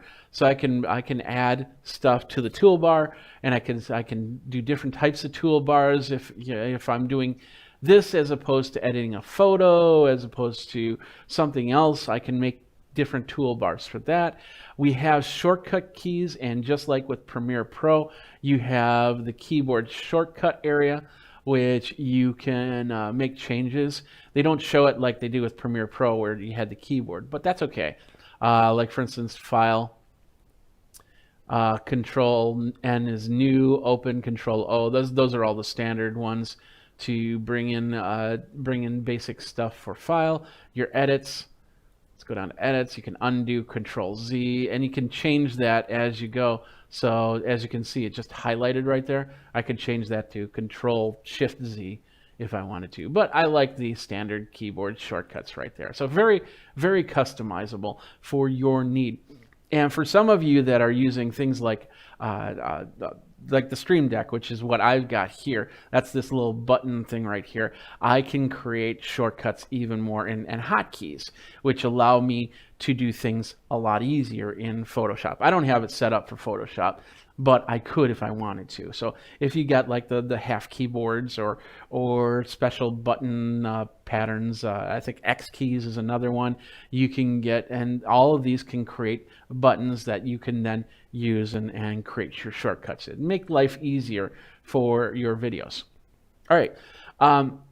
Up on top, we have the File menu, we have the Edit menu, we have the Image menu. I use this menu all the time because with the Image menu, you can take your images and you can change color, you can adjust the contrast, the brightness. You can, we don't have anything highlighted, so let's highlight this right here. So we go to Image, go to Adjustments. We got Photo Filter, we got Posterize, we can do a gradient map, we can go black and white, we can do HDR toning. That's the HDR mode that you might see on your camera. Same idea there, except it's got more controllability to the HDR mode and much more. In fact, what I'll do is when I create this, I will do one in HD, the image in HDR, and then bring it over. And this is how I do it. So with that, we also have the layer, so you can create new layers and you can move around with your layers, arrange them. Your types for previews and panels. You want to change the character panel, you want to change paragraph panel, you can do so.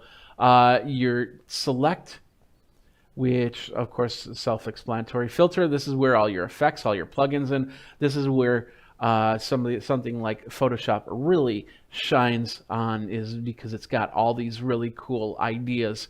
I use a lot of blurs, a lot of Gaussian blurs for things, and once again we can create 3D image and a lot more. We've got where we have the 3D menu. Now, in order to get the 3D menu, you need to have a graphics processor that can do 3D. That's important. Otherwise, this is all going to be grayed out.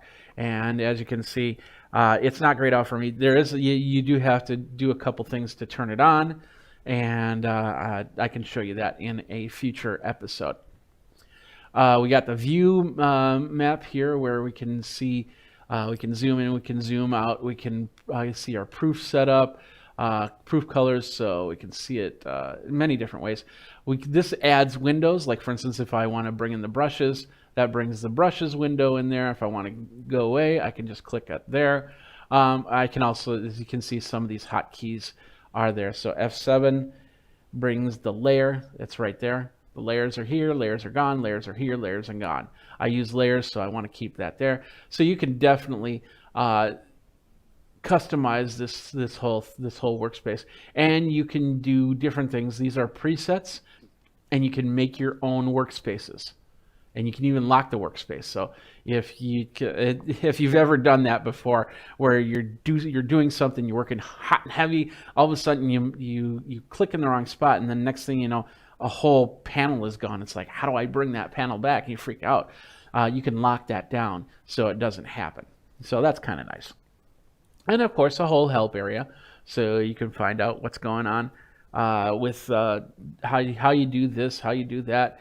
And I've used that many times. Amazing programs there, parts to it. And so totally customizable.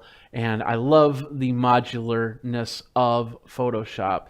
It's just, it's amazing, because if I need to, like I said, if I need to break this out and bring this over to another screen, I can do that so I can see it in a larger view.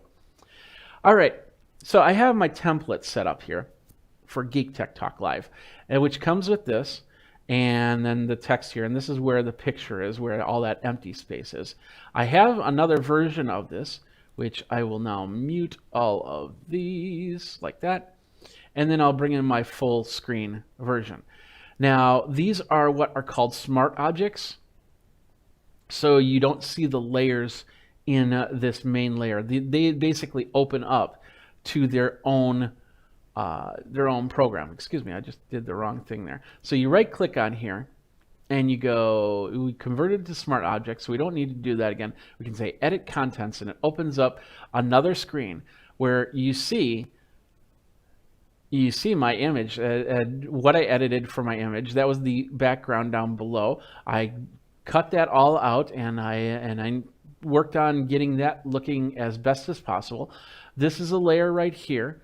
Now, if you look over at the layers area, let's just kind of bring that up a little bit and bring that out just a touch so you can see the layers a little bit better. We have multiple layers, like for instance, that triangle right there, that I can make that go away. I can change its color by simply going in here, and it's got a gradient overlay. I can turn off the gradient overlay. I can do a color overlay. As you can see, it's changing the color on that. I can do satin, I think that is. So it's got a little depth look to it. Gradient again. So yeah, this is where I have it. I can even put patterns on there. So I got leaves if I wanted to, and I could change the pattern super easy through, where is it? I think usually the patterns are up here. I don't normally play with patterns. Oh yeah, it's because I got to get into the pattern area. There we go. And I have trees, so let's do a tree.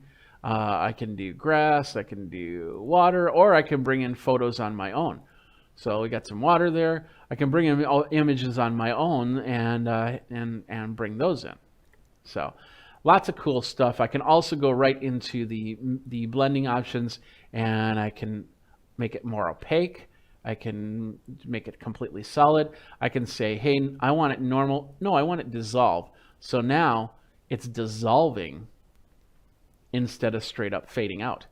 Or I want it to lighten the screen or darken the screen, what's called color dodge. And as you can see, we'll move this over a little bit so you can see the color dodge a little bit better.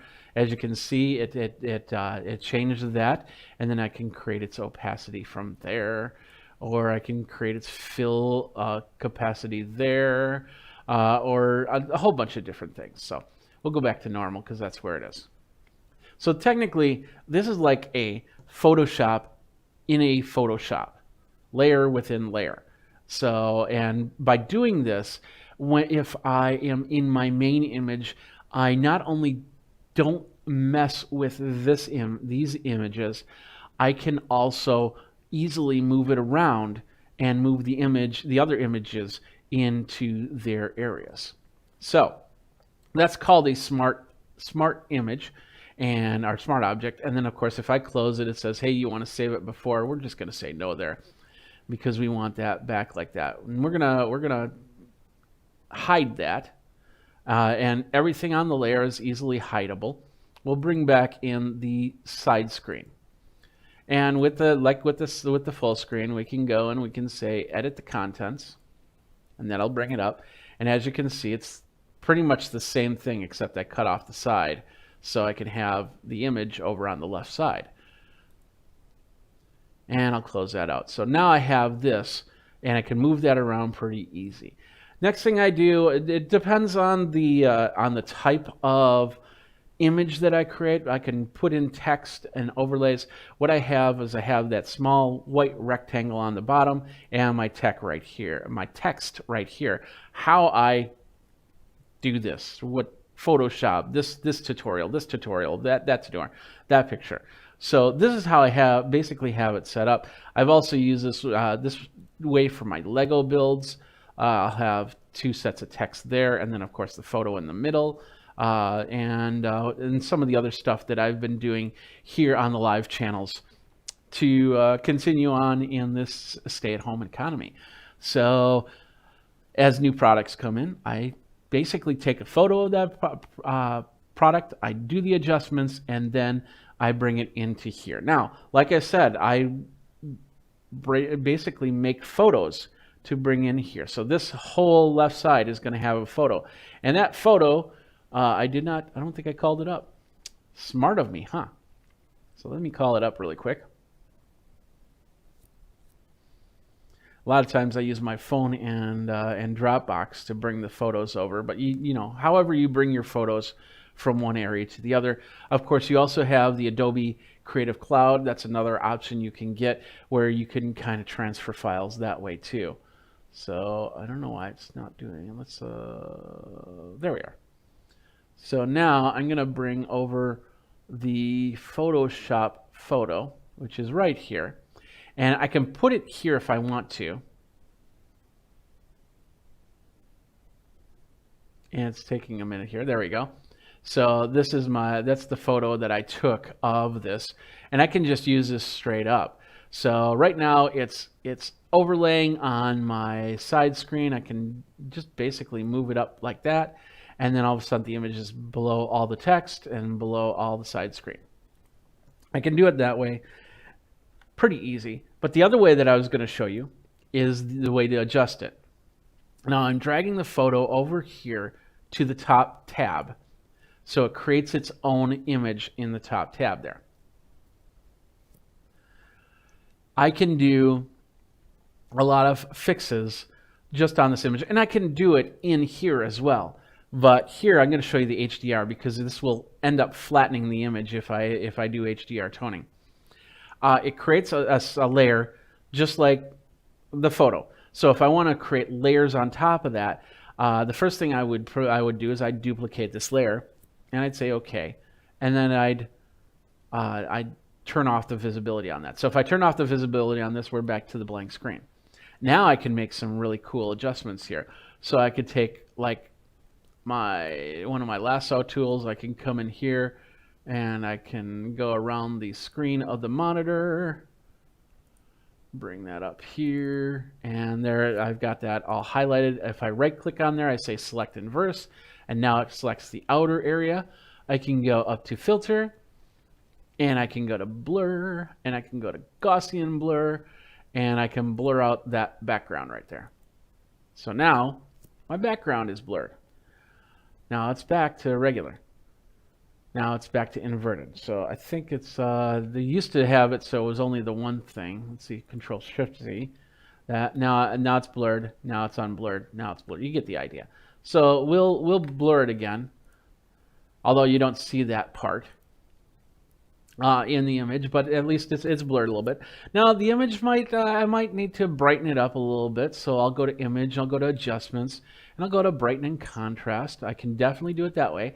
Another way I can do it is go to Adjustments, and I can go to Levels. Now, cool thing about Levels is it shows you a little mountainside, happy little trees, I guess they could say. But it also shows you where the peaks and valleys are. So like for instance, if these peaks, this first peak doesn't happen until a little bit later, so I can actually bring this over a little bit to show, so I don't have to worry about these parts of the graph, spectral graph, and same thing with the dark, so I can definitely move that over here, and then I can adjust it for lightness and darkness. So if this first peak didn't happen till like mid-screen, I could bring this all the way over to match to that. But it's also just basically eyeballing it. And the best part about, or the one thing that you really want to have when you're doing eyeballing like this is a monitor that has color correction to it. So more top of the line monitor is really helpful. This is not a 4K monitor. so I can't do any type of 4K type editing to it, but that's okay. The basic editing works just as well there. So I'll go back here, excuse me, and I can change the channel if I want from RGB to the red, green, blue. So there's my blue look, there's my green, and there's my red. So if this is too red, I can make the adjustments just on the red. If I can make the adjustments on the green. If it's too green. And of course, same thing with blue. There we go. And then come back to the overall. We've got some presets that that come with that, or you can make your own presets from there. I'll let you play with that. There's lots of options right here to enhance and find the dark and light colors, enhance per channel, things like that. So you can play in there to make this look as best as possible. Hit OK, and then it's done. There, let's see. Or did I hit OK? I guess I didn't hit OK.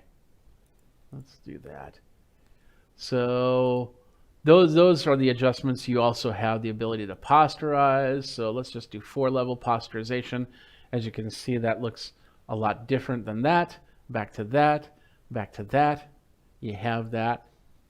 And then you can definitely, where is it? The gradient map. There's that gives you a multi-tone look to it, which is nice.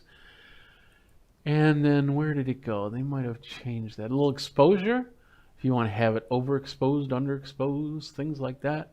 So you get the idea on that. I was looking for something specific. There it is, black and white. So you want to get grayscale. And you can definitely do that from there. You can do your custom. Let's do a blue filter, but it's still in black and white. We can do high contrast, but it's still in black and white, and go from there. We'll leave it in color. But the other thing, and this is the HDR toning. If you do HDR toning, it's best to make this picture on its own and bring that in. And as you can see, it says, HDR toning will flatten the document. Do you wish to proceed? And you say, yes, I want to proceed. And now HDR toning is involved, and it's set to default. We can do any of the drop down here. Here's a photorealistic high contrast, and then a photorealistic low contrast, which looks a little blurry. What I think they call it the beauty filter on a lot of the social networks. So what I normally do is I do high contrast because you really want to get that to pop out. And then you knock the vibrance up and you knock the saturation up a little bit, and it's really starting to pop here. More or less of the exposure you can play. What I like to do is I like to go to the extremes of each level and then bring it somewhere that, because I've seen the extremes, now I can make the judgment where it needs to be, which will, for argument's sake, we'll just leave it right there. We can add detail to it. As you can see, that really starts to pop out me around the face and the text, but it also shows when I took the picture, you can see the curtains in the background. So if I want to get rid of the detail, it looks a lot blurrier, and you can work it in the beauty option, as they call it. We have the edge glow, which we can change the radius on that, as you can see, to make that look good. And all these lots of other features here. So we've got it looking okay here. So we're going to hit OK. Now this is our image. It's going to take a second. Once again, this takes a little bit of process to do that. So now I'm going to take the image and I'm just going to simply move it over to my screen here. And there it is. It's in full size, so it's as big as that image right there. But I'm going to do a Control-T, which allows me to resize. I'm going to go to the corner here. I'm going to bring it down. And I'm going to bring it down a little bit more so it gets into the screen. And then I'm just going to bring it up so you can see it, move it over just a little bit. And there it is. and not my best work on that, but as you can see that you can make a lot of adjustments, bring it over, and have it look good. So I've really worked. There's many times that I've worked the heck out of that feature to bring in something, because they say with a thumbnail, you want to have something with high contrast, with a good balance on the brightness, and then sharpened, so it pops out a little bit. And so that's the way I use that for editing. So now I've got that image there, and I can come in here into the text, and then I can say how I create Photoshop. Let's how I create using Photoshop. I know that's not how I had that in the original, but there we go. Text I can move over. I can resize it. I can either resize it by just doing Control T and then pulling it open, or I go into the text and then I hit Control T, and now a new pop-out box comes out here where I can increase the size, decrease the size. I can increase the width, decrease the width. I can do the line spacing. This is height. Let's make it taller. Make it smaller. This is the line. This is the placement. So, yeah, if you want to put that more towards the center, I'll definitely do that. And that really depends on if you have different text. And that's the other cool thing is I can take and highlight part of it and say, I want that smaller. I want that bigger. And then I want all of this centered. So let's do that. And let's make sure it's centered. Yeah, it is centered. Or I can go left side, right side, back to center. I have the ability to do bold and then in italic, or I can do all capitals if I wanted to. I can do every word starts with a capital and then goes down to a lowercase letter. I can do to subscript, I can do to superscript, I can do to underline, I can do strike through, all of these options right there, just like with any other editor. But I have it set like this, and then at the end of the day, let's just go back to 80 points and bring that out. This allows me to separate this a little bit, so you see that bottom line starting to separate from the top line, and I use that a lot. We'll bring that back to 100% on the size and 100% here. So lots of different options, lots of different movements that you can do, from letter spacing to line spacing to word spacing, and just make it look really good. So if you wanted to take like one word like live and then make a small line saying your life, and then a big word right, and then you have it's all uniform, like you could put it in a box and then you can make a t-shirt out of it and sell a t-shirt, or make a poster. I've made many posters with Photoshop. One of the main reasons why I first got it for my band, making posters. So you have all that. You got the text going. You're all set there, and now this is ready to be set up as an image. So go up to File, and I can save this. Save it as a PSD file, which allows me to create the template so I can use it to edit again and again and again. I can do a lot of different saves. My favorite save, and I know they're going to appreciate this, is the Save for Web option. And the cool thing about the Save for Web option is that I can take this, I can see this, I like how it looks. I can say, okay, I don't want this image size this way. Let's do it a different way. I can put in a color table if it's got that ability, convert it to RGB if I need to. But it also has the ability to change it into different types of images. I use a lot of JPEGs, but you can definitely use a GIF. I always call it GIFs. So that way nobody's complaining, oh, you didn't say GIF. No, I said GIF. You didn't say GIF. Yeah, I said GIF. it's a GIF. Anyway, you can set it to a PNG or a bit. I guess there used to be a bitmap version. I don't see it anymore. So you can go a ping file.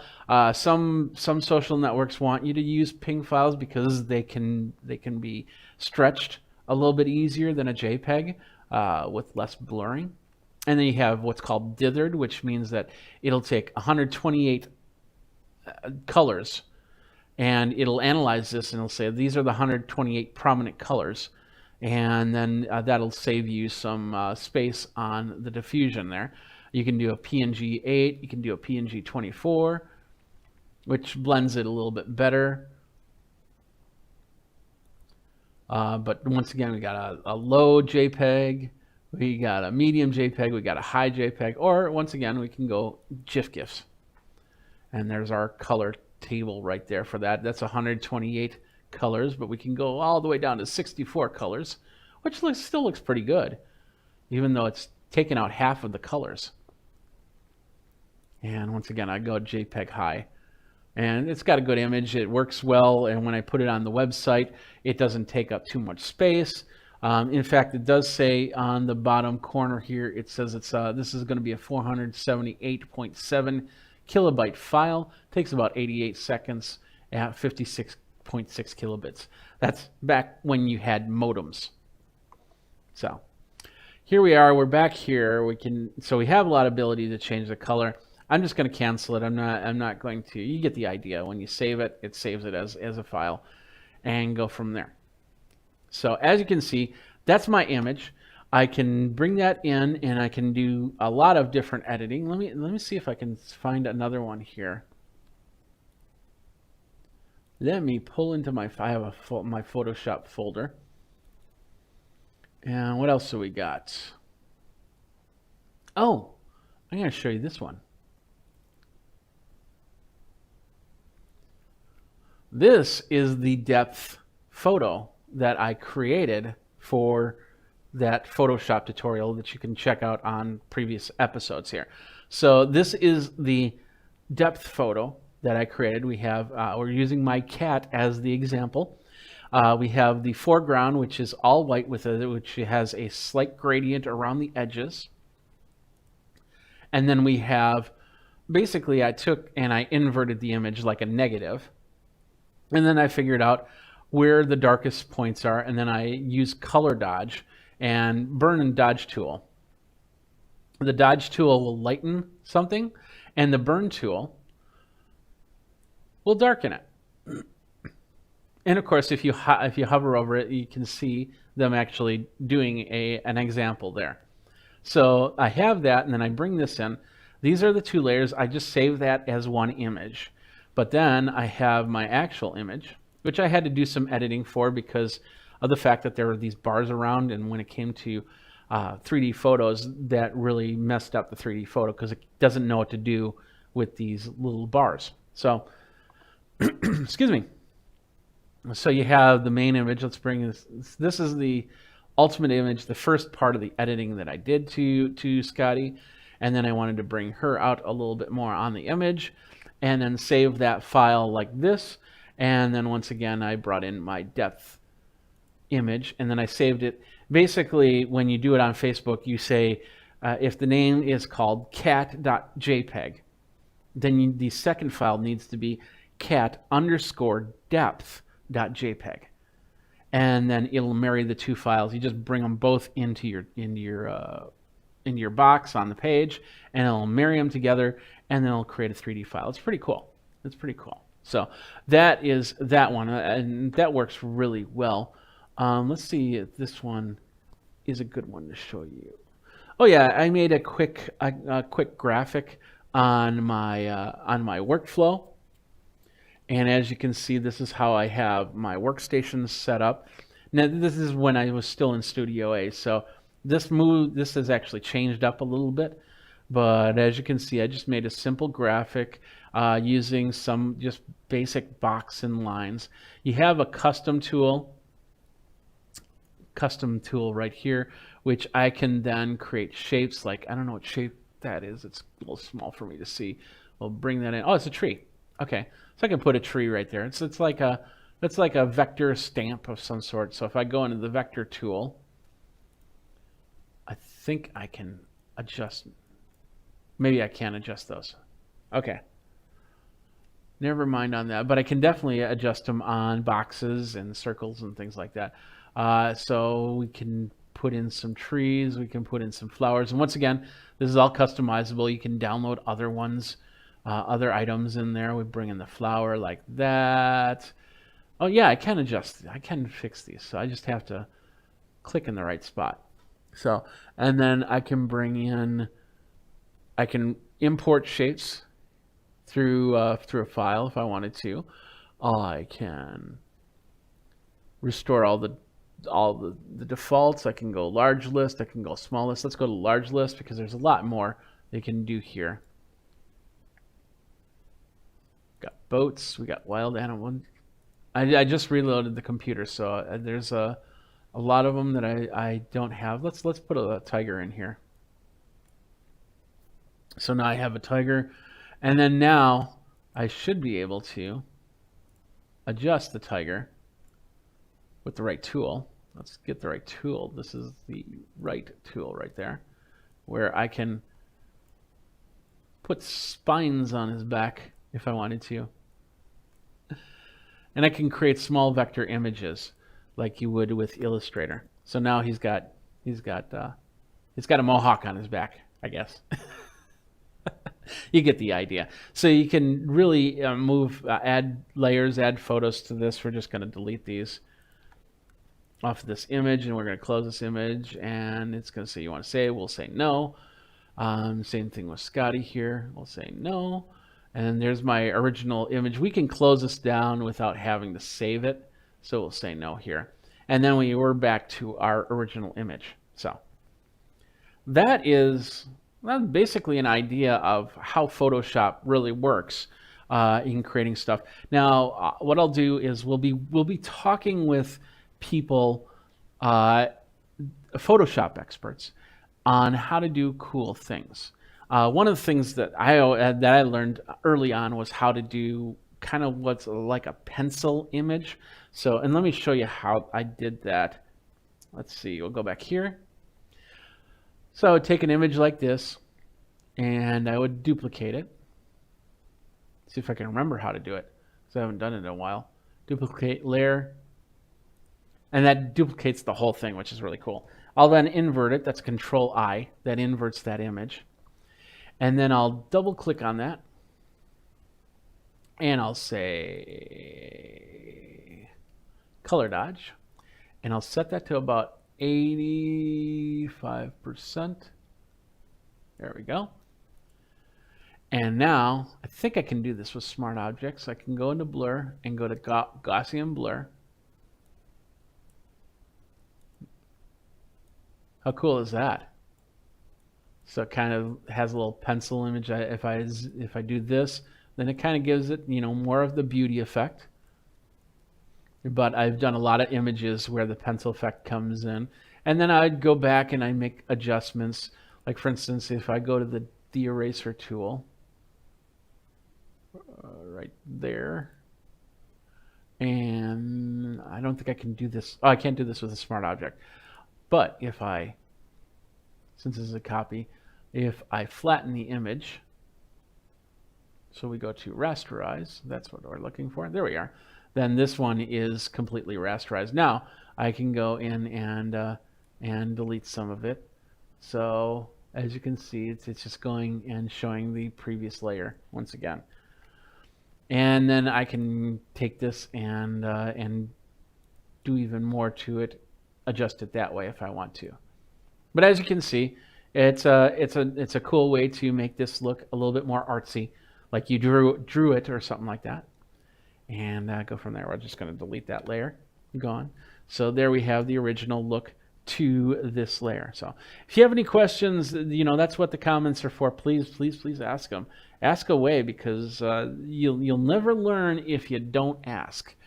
And like last night when I was doing the Premiere Pro stuff, somebody asked, what's the difference between Premiere Pro and Premiere Elements? And I didn't know the answer because I never used Premiere Elements. But I found It's just like the Photoshop and the Photoshop elements. You can do a lot with the program, but it's a yearly or a one-time price with upgrade price for the newer versions. So you can use it for a couple of years and then upgrade, as opposed to the Pro, which is a subscription model. Cool thing about the subscription model is it's always updating.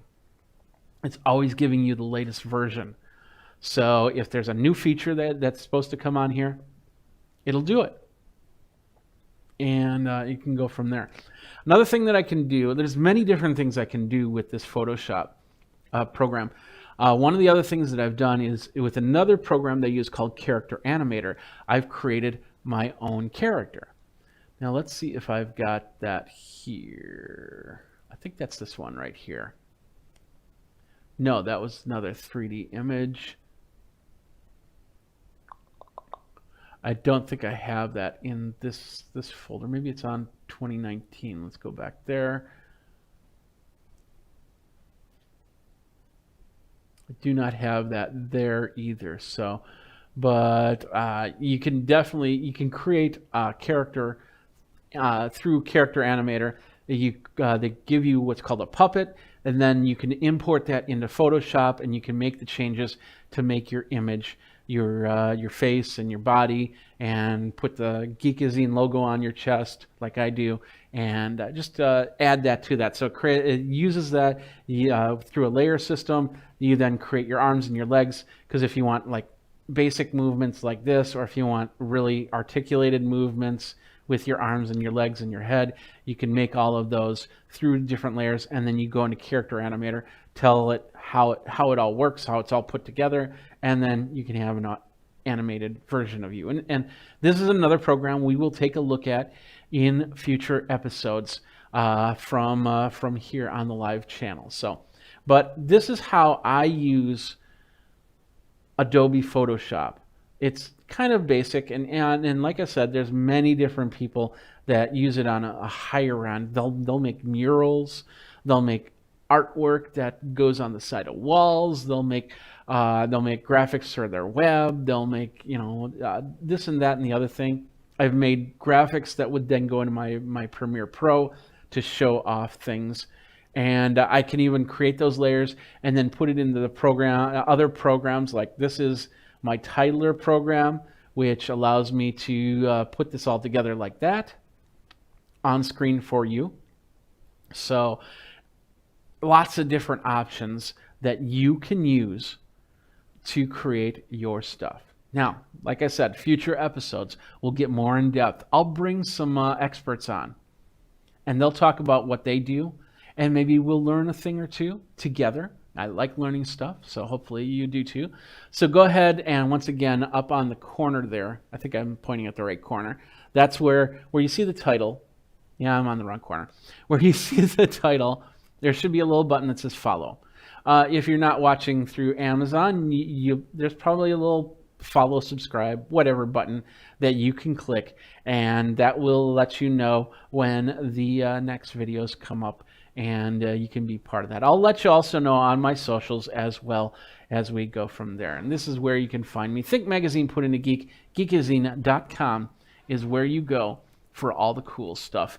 And go ahead and follow me, like me, comment, and let me know, tweet me, and let me know what you want to see. How do I do this? How do I do that? That's how I learn. That's how I learned how to do and let you know the difference between Photoshop Elements and Photoshop, and many other programs coming from the Adobe family. So with that, I think we're done here. If you, let me know if you have any questions.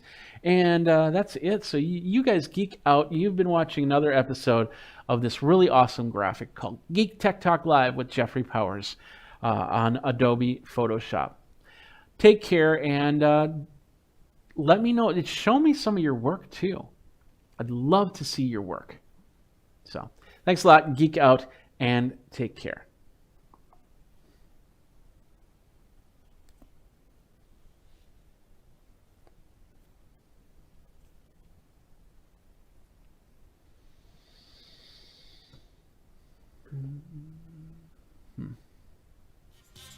What's up, my geeks? Jeffrey Powers here from Geekazine, and you are on another Geek Tech Talk Live with Jeffrey Powers. That's me. That's me. It is me. So, how you doing? Jeffrey Powers here from Geekazine, Think Magazine, Put in the Geek, you got me. And today we're going to be talking about Blue microphones. These are my favorites.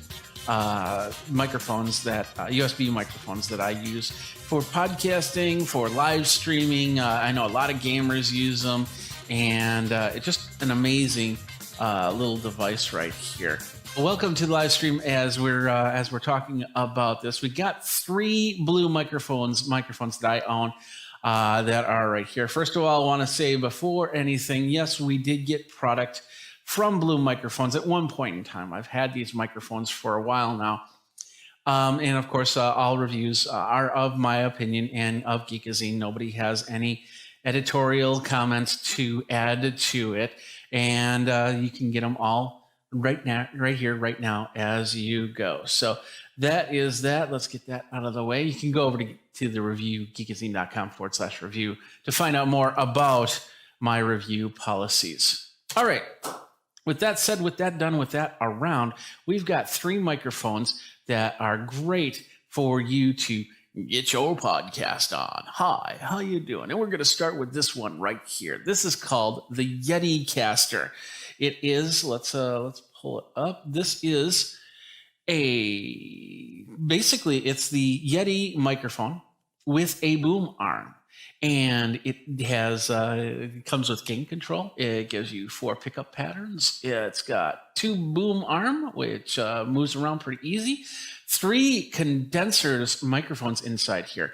It does run 16-bit, 48 kilohertz, and is about $186. We have them right here. And for a couple of these microphones, I will be pointing into, so you can see how they work as I talk. And there'll be absolutely no post-processing. Like for this microphone, I have a little bit of dynamics into it. Allows me to make it sound as best as possible. These will not have any of that in there, so you'll be able to hear how it sounds. So this is the microphone right here. As you can see, it's a nice little articulating boom. So if you're doing a lot of podcasting, you can move it around. It's got a little bit of noise, but you just have to adjust the dials, and you can lock it into place and adjust back and lock it out of place. It's got a shock mount right here, and with this shock mount, it allows you to kind of make some tapping noises, and it still will not affect the mic as much. There will be transfer sound if you get really jittery and things like that, but it tries to reduce it as much as possible with the shock mount. And the best part is it moves around. It comes with a USB cord that's long enough to go right into the computer. And you can move this around. You can move this up. You can move this down. You can turn this over here. You can bring this back here, and just do a whole bunch of stuff with it. Let's zoom in on this microphone and take a look at it a little bit closer. As you can see, it's got a flashing red light, and that flashing red light is the mute button. Down under here is the volume button for your headphones. The headphones go underneath the unit. On the other side, let's just loosen this up so you can spin this around a little bit. On the other side, we have 4 different polar patterns. This is so if you want to talk, if you're just doing a single podcast, that's great. If you want to use this microphone as an overhead microphone, that's great. It'll work that way, stereo and so on and so forth. And of course, a gain is up on top here if it's not working for you gain-wise. So let's bring it back over here, because this is where you talk into the microphone. So basically positioning it is pretty whatever you want to do. If you want to look like Kilroy or something like that, that's fine. If you want to bring it down and kind of have it or inch around shot, you can. If you want to take it completely out of shot, and let's see, let me think how I do this. Flip this down like this. Let's see, right? Let's go like that, and bring this up like that. Now it's completely out of shot. And I'll show you when you have this set up in the different polar patterns. You can set it up however you want, and then have this out of shot. As a drummer, I've actually used this microphone to overhead on my drums for live stream stuff. And as a musician, the Yeti, it works perfect to put in front of an amp in using any of the many polar patterns. You can hook it up. It's USB. It's micro USB to USB cord. And of course, you can try and hook it up to your PC, your Mac, and get it going. I also have this. I use this when I'm in front of my keyboards as the vocal mic, and it works really well. I hook it up into Ableton Live, and I'm playing piano and I'm singing, and it does the job. What I like to do is I like to take the blue microphone and level it out like so. Bring this up and then set it to the side. So I'm not talking directly. I'm talking to the camera. I'm talking this way. And so with my wind pattern is going away, doesn't really need a wind screen on it. And you'll be able to talk. You'll get a little bit of plosives, but you put yourself just a little farther back. You don't get up close and personal with the microphone, and then you're fine. And you'll be able to talk into it without a problem. But don't take my word for it. What we're going to do is we're going to switch the microphone over to this one. We'll take it off mute so I know which one to go to. Check, 1, 2. There we go. There we go. There we go. And then, like I said, I have done absolutely no processing to it. This is what when you put it out of the box and hook it up into your computer, this is what you hear. I've got it on a standard frontal pattern, so if I talk behind here, you won't hear me as much. In fact, if I go over here, you're going to hear me a lot less than if I come over here. And of course, as I get closer to the microphone, you can hear me more. But as you notice, I'm not talking into the microphone. I'm talking on the side addressing the microphone. That way, you can still see my beautiful face. Maybe a little designer version. I don't know. But you get the idea. Now, if I change the polar pattern, let's see. Now, with this polar pattern, this is a stereo polar pattern. So I can start talking like this, and I'll move it over here, and then you'll hear me over on this side. Then I'll move it back over here.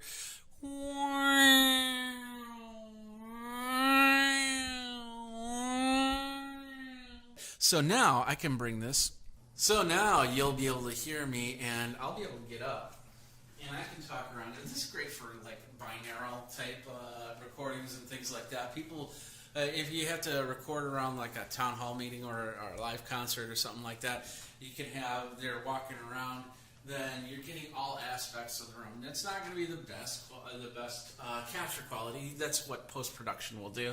Is it will take care of all those bits and bells and whistles. So, and we've got the other patterns. Let's switch back to this other microphone, so it doesn't mess with your head. And we'll just change one to the other all-around pattern here. There we are right here, and you're talking. And there's a gain on here, so if it's a little bit low, we can turn up the gain. But the problem with that is it's now taking the whole room. Yeah, you can hear it's a little canny right there, but that's okay. We'll bring this back down, and we'll bring it back to a regular pattern. It's a very versatile microphone, is the bottom line. So if you're finding yourself doing more than just talking into the microphone via podcasting or something like that, there we go. Then this microphone, which costs a little bit more but is well worth it, will allow you to set it up however you need to. Like I said, on my drums, I've actually used this to mic up an overhead mic. So let's see, I'm trying to get this positioned right so you can still see me. There we go. And then we're back. Let's switch it back over. So you can do a lot of different things and bring it around. You can even kind of move it around and talk.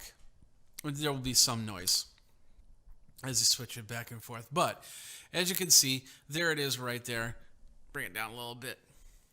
The Yeti caster with its boom arm, it's the microphone, USB flavored microphone, and it's about